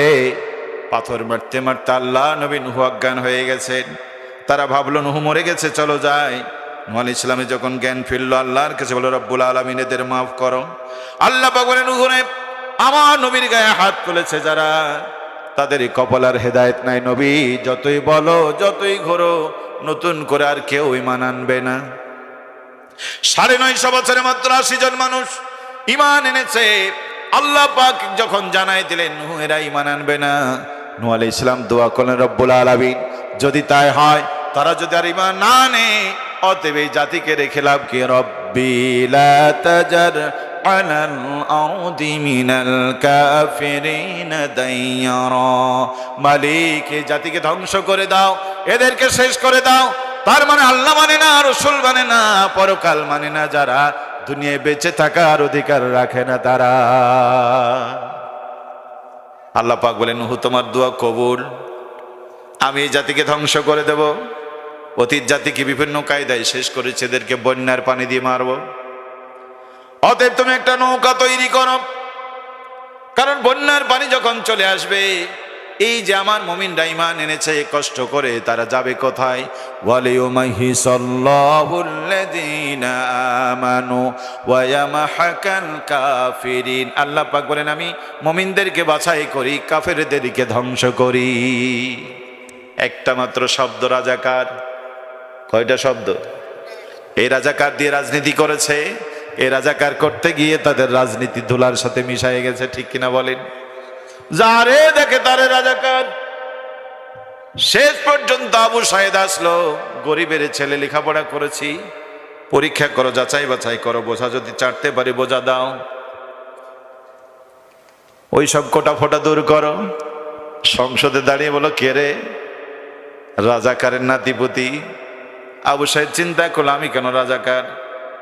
আমি তো জানি সাইদি রাজাকার, আমি তো জানতাম গোলাম আজম রাজাকার, আমাকেও কেন রাজাকার করলো? গবেষণা করে বলল জমিন আল্লাহর, আইন চলবে আল্লাহর।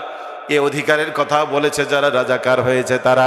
আমি আজকে অধিকারের কথা বলতে আমাকে রাজাকার বানালো, তাই তো তারা বলল চেয়েছিলাম অধিকার, হয়ে গেলাম রাজাকার। ঠিক কিনা বলেন? ডান দিককে বলো বন্ধু তুই কে? বলে আমিও রাজাকার, চিন্তা করিস না। বামের সাথীকে বলল বন্ধু তুই কে? সে বলো বন্ধু চিন্তা করিস না, আমিও রাজাকার। তারা স্লোগান তুললো তুমি কে আমি কে? সবাই বলো রাজাকার রাজাকার। কে বলেছে কে বলেছে? স্বৈরাচার স্বৈরাচার। এই হজম করতে না পেরে গুমরে উঠলো জাতি। আল্লাহ এই বিক্ষুব্ধ ছাত্র জনতার আন্দোলনে রাজাকার বলে গালি দেওয়া সেই স্বৈরাচারদেরকে দেশ থেকে আল্লাহ তাআলা তাড়াই দিয়েছেন। বলেন ঠিক কিনা? আর ঠিক কিনা? এখন নতুন করে আবার কেউ কেউ রাজাকার বলা শুরু করেছেন। ভাই, যেই মন্ত্র পড়তে গিয়ে তোমার গুরুরা শেষ হয়ে গেছে, ওই মন্ত্র মুখে নিও না। জাতি মন্ত্র শুনতে চায় না। ঠিক কিনা বলেন? যেই গর্তে পড়ে আগের বাস ধ্বংস হয়েছে, ওই গর্তে তোমার গাড়ি নিয়ে যেও না। এই গর্ত সেই গর্ত, এখানে পড়বে যারা ধ্বংস হয়ে যাবে তারা। ঠিক কিনা বলে? এদেশের মাটিতে রাজনীতি করতে হলে আলেমদেরকে সাথে নিয়ে করতে হবে। তারাও দেশের উন্নয়ন কম করে নাই। রোড, রাস্তা, ব্রিজ, কালভার্ট, বিদ্যুৎ, স্যাটেলাইট, ইন্টারনেট, অনেক কিছু তারা দিয়েছিল জাতিকে। প্রত্যেকটি জেলা সদর উপজেলায় মসজিদ বানায় দিয়েছে, মানুষের জন্য নামাজের মারকাজ বানিয়ে দিয়েছে। অভাব ছিল না। আমরা সাদাকে সাদা বলতে জানি, কালোকে কালো বলতে জানি। ভালো যা করেছে আমরা স্বীকার করি, ভালোর অভাব ছিল না। কিন্তু এদেশের আলেম ওলামাদেরকে বিদ্বেষ করার কারণে এই ভালো কাজ জাতি সহ্য করে নাই। ঠিক কিনা বলে? অতএব আগামী দিনও আলেমদেরকে চোখ রাঙিয়ে দেশে রাজনীতি করার সুযোগ নেই। কি ঠিক কিনা বলে? সম্মানিত ভাইয়েরা আমার, নৌকা তৈরি হলো নূহ আলাইহিস সালাম শেষবারের মতো বলেন, জাতি বাঁচতে যদি চাও আল্লাহর নৌকায় বলেন আছে না নাই? মরতে আমাদের হবে। হবে কতদিন? চোখেরই পলকে তুমি হতে পারো লাশ, চিরতরে বন্ধ হবে তোমারই নিঃশ্বাস। হবে আলান তোমারই নাম, হবে আলান তোমারই নাম মসজিদের মাইকে। বাড়িওয়ালা নাই রে বাড়ি নাই রে দুনিয়াতে, বাড়িওয়ালা নাই রে বাড়ি নাই রে দুনিয়াতে। চোখেরই পলকে তুমি হতে পারো লাশ। বলেন ঠিক কিনা? আইসক্রিম খেয়েছেন? খাননি ছোটবেলায় আইসক্রিম? আগামীকালকে দেখবেন আইসক্রিমে না আসে, বাক্স ভর্তি করে নিয়ে আসে। ওই বাক্স থেকে যখন আইসক্রিম বের করে, আইসক্রিমের ভিতরে কি থাকে? এই কাঠি নিয়ে দাঁড়িয়ে থাকবেন। যেই মাত্র বাক্স থেকে বরফ বের হবে, ফোটায় ফোটায় গলতে থাকে। জিহ্বার উপরে যদি দেন গলে গলে পেটে যাবে, বাইরে যদি রাখেন গলে গলে শেষ হয়ে যাবে। এক হাতে বিড়ি, এক হাতে আইসক্রিম, আপনি টানেন না না টানেন, দুটোই শেষ হয়ে যায়। ঠিক কিনা বলেন? প্রিয় ভাইয়েরা আমার, আইসক্রিম গলে গলে যখন শেষ হয়ে যায়, হাতে কি থাকে? কত দাম? কত দাম? একটু আগে সবাই টানাটানি করছিল, বরফ গলে গেছে বলে কাঠেরই কোনো দাম নাই। সম্মানিত ভাইয়েরা আমার এই মুরব্বীর দেহটা হলো কাঠি, হায়াত হলো তার বরফ। আমার বড় ভাই মাওলানা আইয়ুব আলী শেখ হাফেজাহুল্লাহ সারা জীবন দিনের দায়ে দিন প্রচারের কাজ করেছেন। জন্ম নিয়েছেন গাইবান্ধায়, জীবন কাটিয়েছেন রাজশাহীতে। মসজিদ মিশন একাডেমিতে দীর্ঘকাল শিক্ষাদান করেছেন। জাতি গড়ার কারণে নিজেকে নিয়োজিত রেখেছেন। একটা মসজিদে ইমামতি করেন রাজশাহী শহরে। রাজশাহী শহরে এত সম্মান আর 5 জন ইমামের কাছে নাই। একটা শুধুমাত্র জুমার দায়িত্ব নিয়া সে মসজিদ তার সম্মানের সাথে বাড়িও দিয়েছে, সম্মানজনক বেতনও দিয়েছে। রাজশাহীর শহরে তার জীবন কাটাই দিয়েছেন। বাংলাদেশের এমন কোন বিভাগ নেই, জেলা নেই যেখানে তার পদচারণা হয় নাই। সম্মানিত ভাইয়েরা, এই সুন্দর বডি, এটা হলো খড়ি, হায়াত হলো তার বরফ। ঠিক কিনা বলেন? মায়ের পেট থেকে যেদিন আমরা এসেছি, হায়াতের বরফ গলতে শুরু করেছে। বন্ধু, ঘুমিয়ে থাকলো হায়াতের বরফ গলে যায়, জেগে থাকলো হায়াতের বরফ গলে যায়। ও মায়েরা, নামাজ পড়ো আর না পড়ো, স্বামীর সেবা করো আর না করো, পর্দায় থাকো আর না থাকো, মা জন্মেছ যেদিন হায়াতের বরফ গলতে শুরু করেছে সেদিন। ঠিক কিনা বলেন? ও যুবক, তুমি কোরআনের পক্ষে স্লোগান দাও আর না দাও, তোমার হায়াতের বরফ কিন্তু গলে যাচ্ছে। হায়াতের বরফ গলে গলে গলে গলে গলে যখন শেষ হয়ে যাবে, ঘরে পড়ে থাকবে কি? কি কত দাম? যে মাদ্রাসায়, যে স্কুলে তিনি চাকরি করেছেন 20টা বছর, প্রাণের ছাত্ররা তারে বাধা দেবে না, শিক্ষকরা বাধা দেবে না, সবাই বলবে তারে দাফন করে দাও। প্রিয়তমা স্ত্রী বলবে দেরি করো না, দাফন করে দাও। ঠিক কিনা বলেন? নাকি এই খড়ি রাখা যায়? সম্মানিত ভাইয়েরা, জীবন শেষে যখন হায়াতের বরফ শেষ হয়ে যাবে, ঘরে পড়ে থাকবে খড়ি। কাফন পরে কবরে রেখে দেবে। মেডিকেল বিজ্ঞান বলেন গোলাম, দুনিয়ার মানুষ কবরে যখন মানুষকে রাখা হয়, 6 দিনের মাথায় হাত পায়ের নখগুলি সব আপন মনে খুলে যায়। 9 দিন যেতে না যেতে চুলগুলি সব খুলে যায়। মায়েরা, যেই চুলের প্রসাধনী করতে গিয়ে তোমার দিন শেষ, রাত শেষ, ও যুবকেরা, যেই চুলের স্টাইল করতে গিয়ে তোমার আমল শেষ, ইমান শেষ, তাহাজ্জুদ তামাদ্দুন শেষ, 9 দিন পরে চুলগুলি সব খুলে যাবে। 17 দিন যেতে না যেতে এই পেটটা ফেটে যাবে, পোকা মাকড়ের খাবার হয়ে যাবে। 60 দিন যেতে না যেতে শরীরের সব গোস্তগুলি খুলে পড়ে যাবে, কঙ্কালটা পড়ে রইবে। 90 দিন যেতে না যেতে শরীরের হাড়ের জোড়গুলি খুলে খুলে যাবে। 6 দিন পরে নখ খসে যাবে, 9 দিন পরে চুল। 6 দিন পরে নখ খসে যাবে, 9 দিন পরে চুল। কবর গাহের সামানা নিতে কইরো না কেউ ভুল, কবর জায়গা ভালো নয়, আমল দিয়ে কবর গৃহ সাজিয়ে নিতে হয়। জোরে বলো ঠিক কিনা? 17 দিন পরে পেট ফেটে পোকার খাদ্য হবে। 60 দিন পরে গোস্ত রবে না, কঙ্কাল পড়ে রবে। 90 দিন পরে হাড়গুলো সব আলাদা হয়ে রয়, কবর জায়গা ভালো নয়, আমল দিয়ে কবর গৃহ সাজিয়ে নিতে হয়। জোরে জোরে বলো ঠিক কিনা? দিন আসবে বন্ধু, চলে যেতে হবে। যাওয়ার আগে মুসলমান হওয়া দরকার আছে না নাই? উদখুলু ফিস সিলমি কাফা, পরিপূর্ণ ঈমান আনো। ওয়ালা তামুতুন্না ইল্লা আনতুম মুসলিমুন, মুসলমান না হয়ে মরো না। মুসলমান হয়ে মরেনি লূত আলাইহিস সালামের স্ত্রী, জাহান্নামে যাবে, নবী ঠেকাইতে পারবে না। মুসলমান হয়নি নবী নূহ আলাইহিস সালামের ছেলে, জাহান্নামে যাবে, বাবা নবী ঠেকাইতে পারবে না।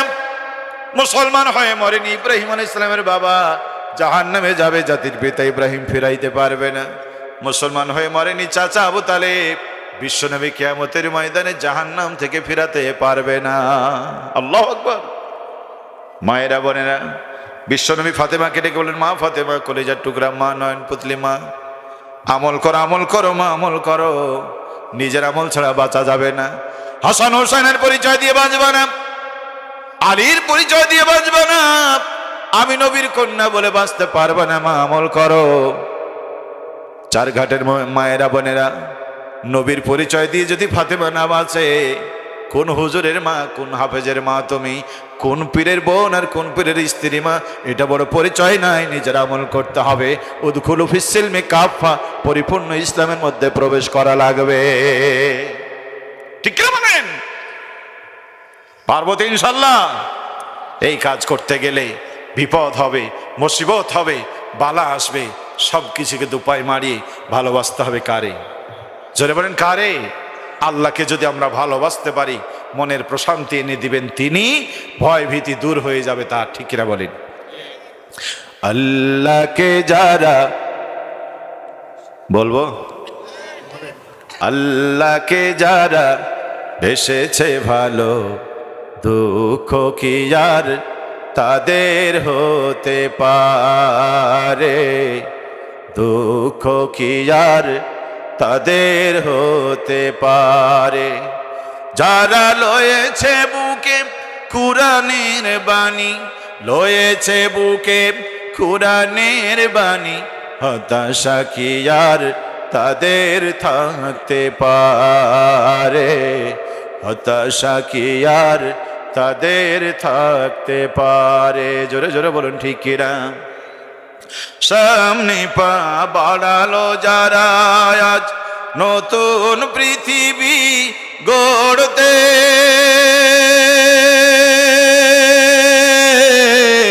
আছে তো তাদের সবার জানা কত যে হবে লড়তে। সামনে পা বাড়ালো যারা আজ কোরআনের পৃথিবী গড়তে, আছে তো তাদের সবার জানা কত যে হবে মরতে। জীবনের সব কিছু পিছু টানতাই হেরে যায় বারে বারে, দুঃখ কি আর তাদের থাকতে পারে, হতাশা কি আর তাদের হতে পারে। জোরে জোরে বলুন ঠিক কিরা। প্রিয় ভাইয়ের আমার মাদ্রাসার জন্য অনেকে দান করেছেন। রেজাউল হায়দার, বাবলু ডাক্তার, আল্লাহর দলে আসো। কপাল পোড়া জাতি বলল নুহু, মরণের ভয় দেখায় না, বন্যার ভয় দেখায় না। বন্যা থেকে বাঁচতে তোমার নৌকায় উঠবো না, তোমার দলেও যাব না, যদি প্রয়োজন হয় তাহলে আমরা পাহাড়ে গিয়ে উঠবো। প্রয়োজনে ওরা বলেছিল ভয় নাই, বন্যা যদি চলে আসে প্রয়োজন আমরা পাহাড়ে গিয়ে উঠবো। আর এক নেতা বলল ভয় নেই, প্রয়োজনে ফখরুল সাহেবের বাড়ি যাব। জালেমের কথার মিল আছে না নাই? প্রয়োজনে ফখরুলের বাড়ি যাবে, আর ওরা বলেছিল প্রয়োজনে পাহাড়ে গিয়ে উঠবো। তাদের ধারণা ছিল পাহাড়ে গেলে বন্যার পানি উঠতে পারবে না। আপনারা বলেন তো বন্যার পানি আল্লাহ পাহাড়ে তুলতে পারে না? পারে না। যেই কথা সেই কাজ, তিনজন যুবক পাহাড়ে গিয়ে উঠল। আল্লাহ পাক বলেন নুহু রে, আমি এদেরকে বন্যার পানি দিয়ে মারতে পারতাম নুহু, কিন্তু বন্যার পানি দিয়ে মারব না, ভিন্ন এক কায়দায় মারব, গোটা জাতির কাছে তা দৃষ্টান্ত হয়ে থাকবে। সেই কায়দা হলো আল্লাহ তাআলা তাদেরকে পেশাবের রোগ দিলেন। এমন পেশাবের যন্ত্রণা, তো গর্তের বাইরে যাওয়ার সময় নাই। তিনজন যুবক গর্তের ভিতরে বসে তিন দিকে মুখ করে পেশাব করা শুরু করলো। এই পেশাব না সেই পেশাব, পেশাব করতে করতে করতে করতে গর্ত ভরাট হইয়া নিজেদের পেশাবের ভিতরে আল্লাহ চুবায় মেরেছেন। ও আল্লাহ আছে না নাই? সম্মানিত ভাইয়েরা আমার, আল্লাহ রব্বুল আলামিন নমরুদকে জুতা পিটা করলেন, ফেরাউনকে সাগরে চুবায়ে মারে। জগৎবাসীকে দেখালেন কেমন রব, পানি খেয়ে মারা যায়। জগতের আর কেউ যেন রব দাবি না করে, এই জন্য ফেরাউন ঘোষিত রবকে আল্লাহ সাগরে চুবায়ে মেরেছেন। ঠিক কিনা বলেন? আবরাহা এসেছিল কাবা ঘর ভাঙতে। আল্লাহ চাইলে সাফা মারওয়া দুটো পাহাড় একত্রিত করে ধ্বংস করে দিতে পারতেন, আল্লাহ করলেন না। পাখি পাঠালেন, ঠোঁটের ভিতরে পাথর, পাখির পাথর ছুড়ে দিয়ে আব্রাহাকে শেষ করে দিয়ে আল্লাহ দৃষ্টান্ত দিয়েছেন। এই তিনজন যুবককে আল্লাহ রাব্বুল আলামিন পানির ভিতরে চুবায় মারতে পারতেন, কিন্তু মানলেন না। আল্লাহ তাআলা পেশাবের ভিতরে চুবায় মেরে গোটা দুনিয়ার কাছে দৃষ্টান্ত দিয়েছেন। 15 বছরের খুনিদেরকে আগামী নির্বাচনে আল্লাহ তাআলা পরাজিত করে সংসদ থেকে বের করে দিতে পারতেন। পারতেন না? পারতেন না।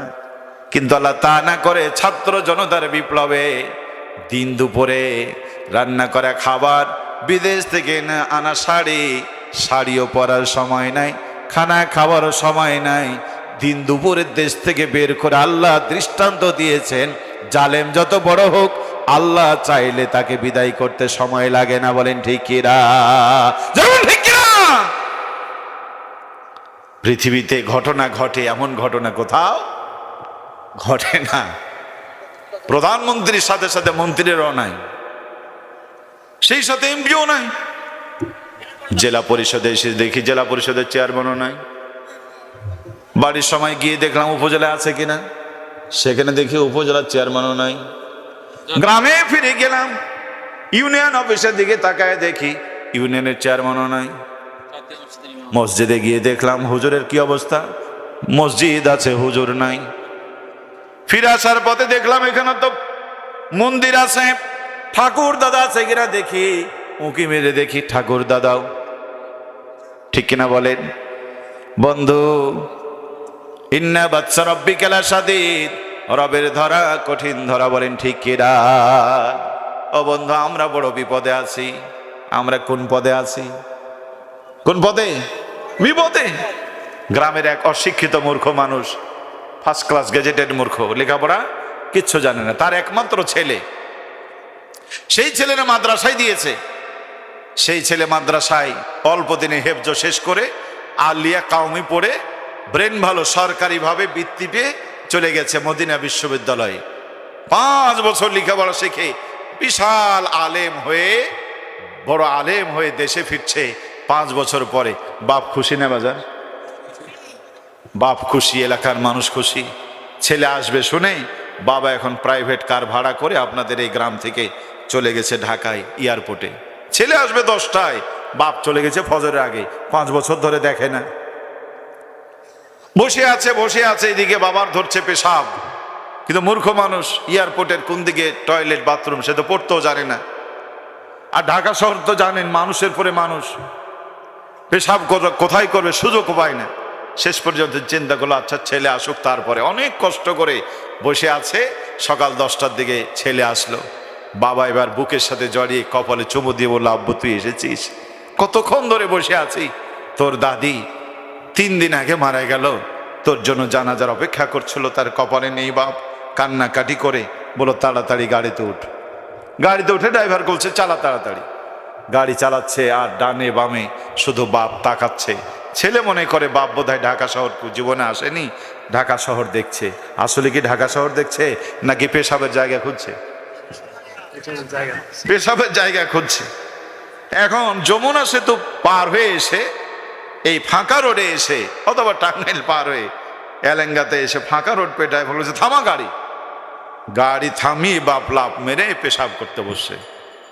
তো বাপ তো মূর্খ মানুষ, সোজা কেবলামুখী হয়ে পেশাব করা শুরু করেছে। আলেম ছেলে দেখলো সর্বনাশ, বাপ তো কাম শেষ করে দিল। এখন মোস্তাক ফয়েজের মতন পিছন দিক থেকে বলছে মুরব্বী। বাবা তখন বলছে কি হয়েছে? বলে এরকম কাবার দিকে মুখ করে পেশাব করা শরীয়তে জায়েজ নেই। ছেলের কথা শুনে বাপ মুখ ঘুরে পূর্ব দিকে মুখ করেছে। আলেম ছেলে বলো বাবা এটাও হলো না, সরাসরি কাবার দিকে পিঠ করে বসেও পেশাব করা জায়েজ নেই। ছেলের কথা শুনে বাপ কি করে দক্ষিণ দিকে মুখ করেছে। আলেম ছেলে বলছে যেহেতু দক্ষিণ দিকে মুখ করেছে, সেই দক্ষিণ দিকে মুখ করলে এবার শুরু হয়েছে বাতাস। সে বাতাস নিমিষেই প্রচন্ড বাতাসে রূপ ধারণ করেছে। আলেম ছেলে বলল আব্বা প্রচন্ড বাতাসের দিকে মুখ করে পেশাব পায়খানা করা জায়েজ না, কারণ বাতাসে চলে আসবে না শরীরের দিকে। বাপ পড়েছে বিকাউদে, যেদিকে মুখ করে সেদিকে তোর ফতোয়া, যেদিকে মুখ করে সেদিকে তোর। আগে কোনো দলই করতাম না, পরে যোগ দিলাম চরমনায়, তোর ফতোয়া শুনে ওইটা বাদ দেয় তাবলিকে, তাও তোর জীব হলো না, এখনো বলছিস হলো না। আছেন এরকম কি ছিল? আচ্ছা, পূর্ব পশ্চিম দক্ষিণ সব শেষ, আর কয় দিক বাকি? উত্তর দিকে মুখ করেছে বাবা। কিন্তু দুর্ভাগ্যজনক সত্য, বাপ যেখানে বসছে জায়গাটা ছিল নিচু, আর সামনের জায়গাটা ছিল উঁচু। এই যে সামনে রোড ধরেন। আলিম ছেলে বলল বাবা নিচু জায়গায় বসে উঁচু জায়গায় পেশাব করা জায়েজ নাই। বাপ তখন এই কথা শুনে লাফ মেরে উঠে বলছে মুদ বই না। গাড়ি তো ড্রাইভার বলছে চালা গাড়ি, আর বিড় বিড় করছে আর গালি দিচ্ছে, এই জন্য তোর আলেম বানিয়েছিলাম, এই ছিল আমার কপালে, তোর জন্য ভালো করে মুখ তো পাইলাম না, যেদিকে মুখ করে সেদিকে তোর ফতোয়া। এক টানে বাড়ি চলে এসেছে, ছেলের সাথে আর গল্প নাই। এক টানে বাড়ি এসে ছেলেরে নিয়ে যাবে আর ব্যাগপত্র নামাবে কি বাড়িতে যায়, স্ত্রী কেটে বলছে খোকার মা তাড়াতাড়ি দিয়ে গেছে। কি হয়েছে? বলে মুততে যদি চাও তাড়াতাড়ি মতো, বেটা বাড়ি আসলে মুতা হবে না। ওর জ্বালা আমি রাস্তায় ভালো করে মুততে পারিনি। আচ্ছা বলেন তো দেখি, আলেমের দোষ না বাপের দোষ? বাপ জানে না, মূর্খ মানুষ, পেশাবের শরীয়তের বিধান জানে না। ছেলে আলেম হয়ে বাবাকে একান্ত ভালোবাসা নি শরিয়ার বিধানের দিকে ডেকে জান্নাতের পথে চালাতে চাইছিল, কিন্তু সেই অজ্ঞ মূর্খ বাবা সন্তানের এই নাসিহা না বুঝতে পেরে ক্ষমতার দাপটে, যেহেতু বাড়ি তার, এখন সেই আলেমকে ঘর থেকে বের করে দেওয়ার ষড়যন্ত্রে বাবা মেতে উঠেছে। ঠিক কিনা বলেন? কোরআন বলছে ইয়া আইয়ুহাল্লাযীনা আমানু কু আনফুসাকুম ওয়া আহলিকুম নারা, ঈমানদার নিজেও বাঁচো অন্যকে বাঁচাও। সেই দৃষ্টিভঙ্গি থেকে ছেলে বাবাকে ফিরাতে চাইছিল, কিন্তু ক্ষমতার দাপটে আর মূর্খতার কারণে ছেলের ঘর থেকে বের করে দিয়েছে। আজ আমার মূর্খ জাতি নামাজ পড়ে, রোজা রেখে, হজ করে, যাকাত দেয়, যাই নামাজে তাহাজ্জুদের নামাজ পড়ে চোখের পানি ফেলে, অথচ এই কোরআন যে রাজনীতি দিয়েছে, এই কোরআন যে সমাজনীতি দিয়েছে, এই কোরআন যা তাকে ধর্ম শিখিয়েছে, স্লোগান শিখিয়েছে, ওই স্লোগান দেয় না, রাজনীতি বলে না। আমরা যখন তাকে ফিরতে বলি, এই মূর্খ বাবার মতো আলেমদেরকে তারা দেশ থেকে তাড়াতে চায়। ঠিক কে বলো? উদখুলু ফিস সিলমি কাফা। আজ কি আমার না আল্লাহর? আজ আমার না আল্লাহর? জান্নাত যদি পেতে চাও, পরিপূর্ণ ইসলামের মধ্যে প্রবেশ করো। ওয়ালা তাত্তাবিউ খুতুওয়াতিশ শায়তান, জীবনের কোন ক্ষেত্রে শয়তানের পায়ে পা দিও না, শয়তানের স্লোগান মুখে নিবা না, শয়তানে দেখানো রাজনীতি করবা না। এদেশে অধিকাংশ মানুষ নামাজ, রোজা, হজ, যাকাত করে, কিন্তু শয়তানের রাজনীতি মেনে ইসলাম থেকে আলাদা আছে না নাই? আল্লাহ রাব্বুল আলামিন বলছেন, আয়াতুহান নাফসুল মুতমাইন্না ইরজিই ইলা রাব্বিকি রাদিয়াতাম মারদিয়া। আইরে বান্দাই, ফিরাই রবের দিকে ফিরাই। ফাদখুলি ফি ইবাদি ওয়াদখুলি জান্নাতি। শালীন বান্দাদের দল করো আর আমার জান্নাতে চলে যাও। জান্নাতে যদি যেতে হয়, জান্নাতি কাফেলায় শরীক হওয়ার দরকার আছে না নাই?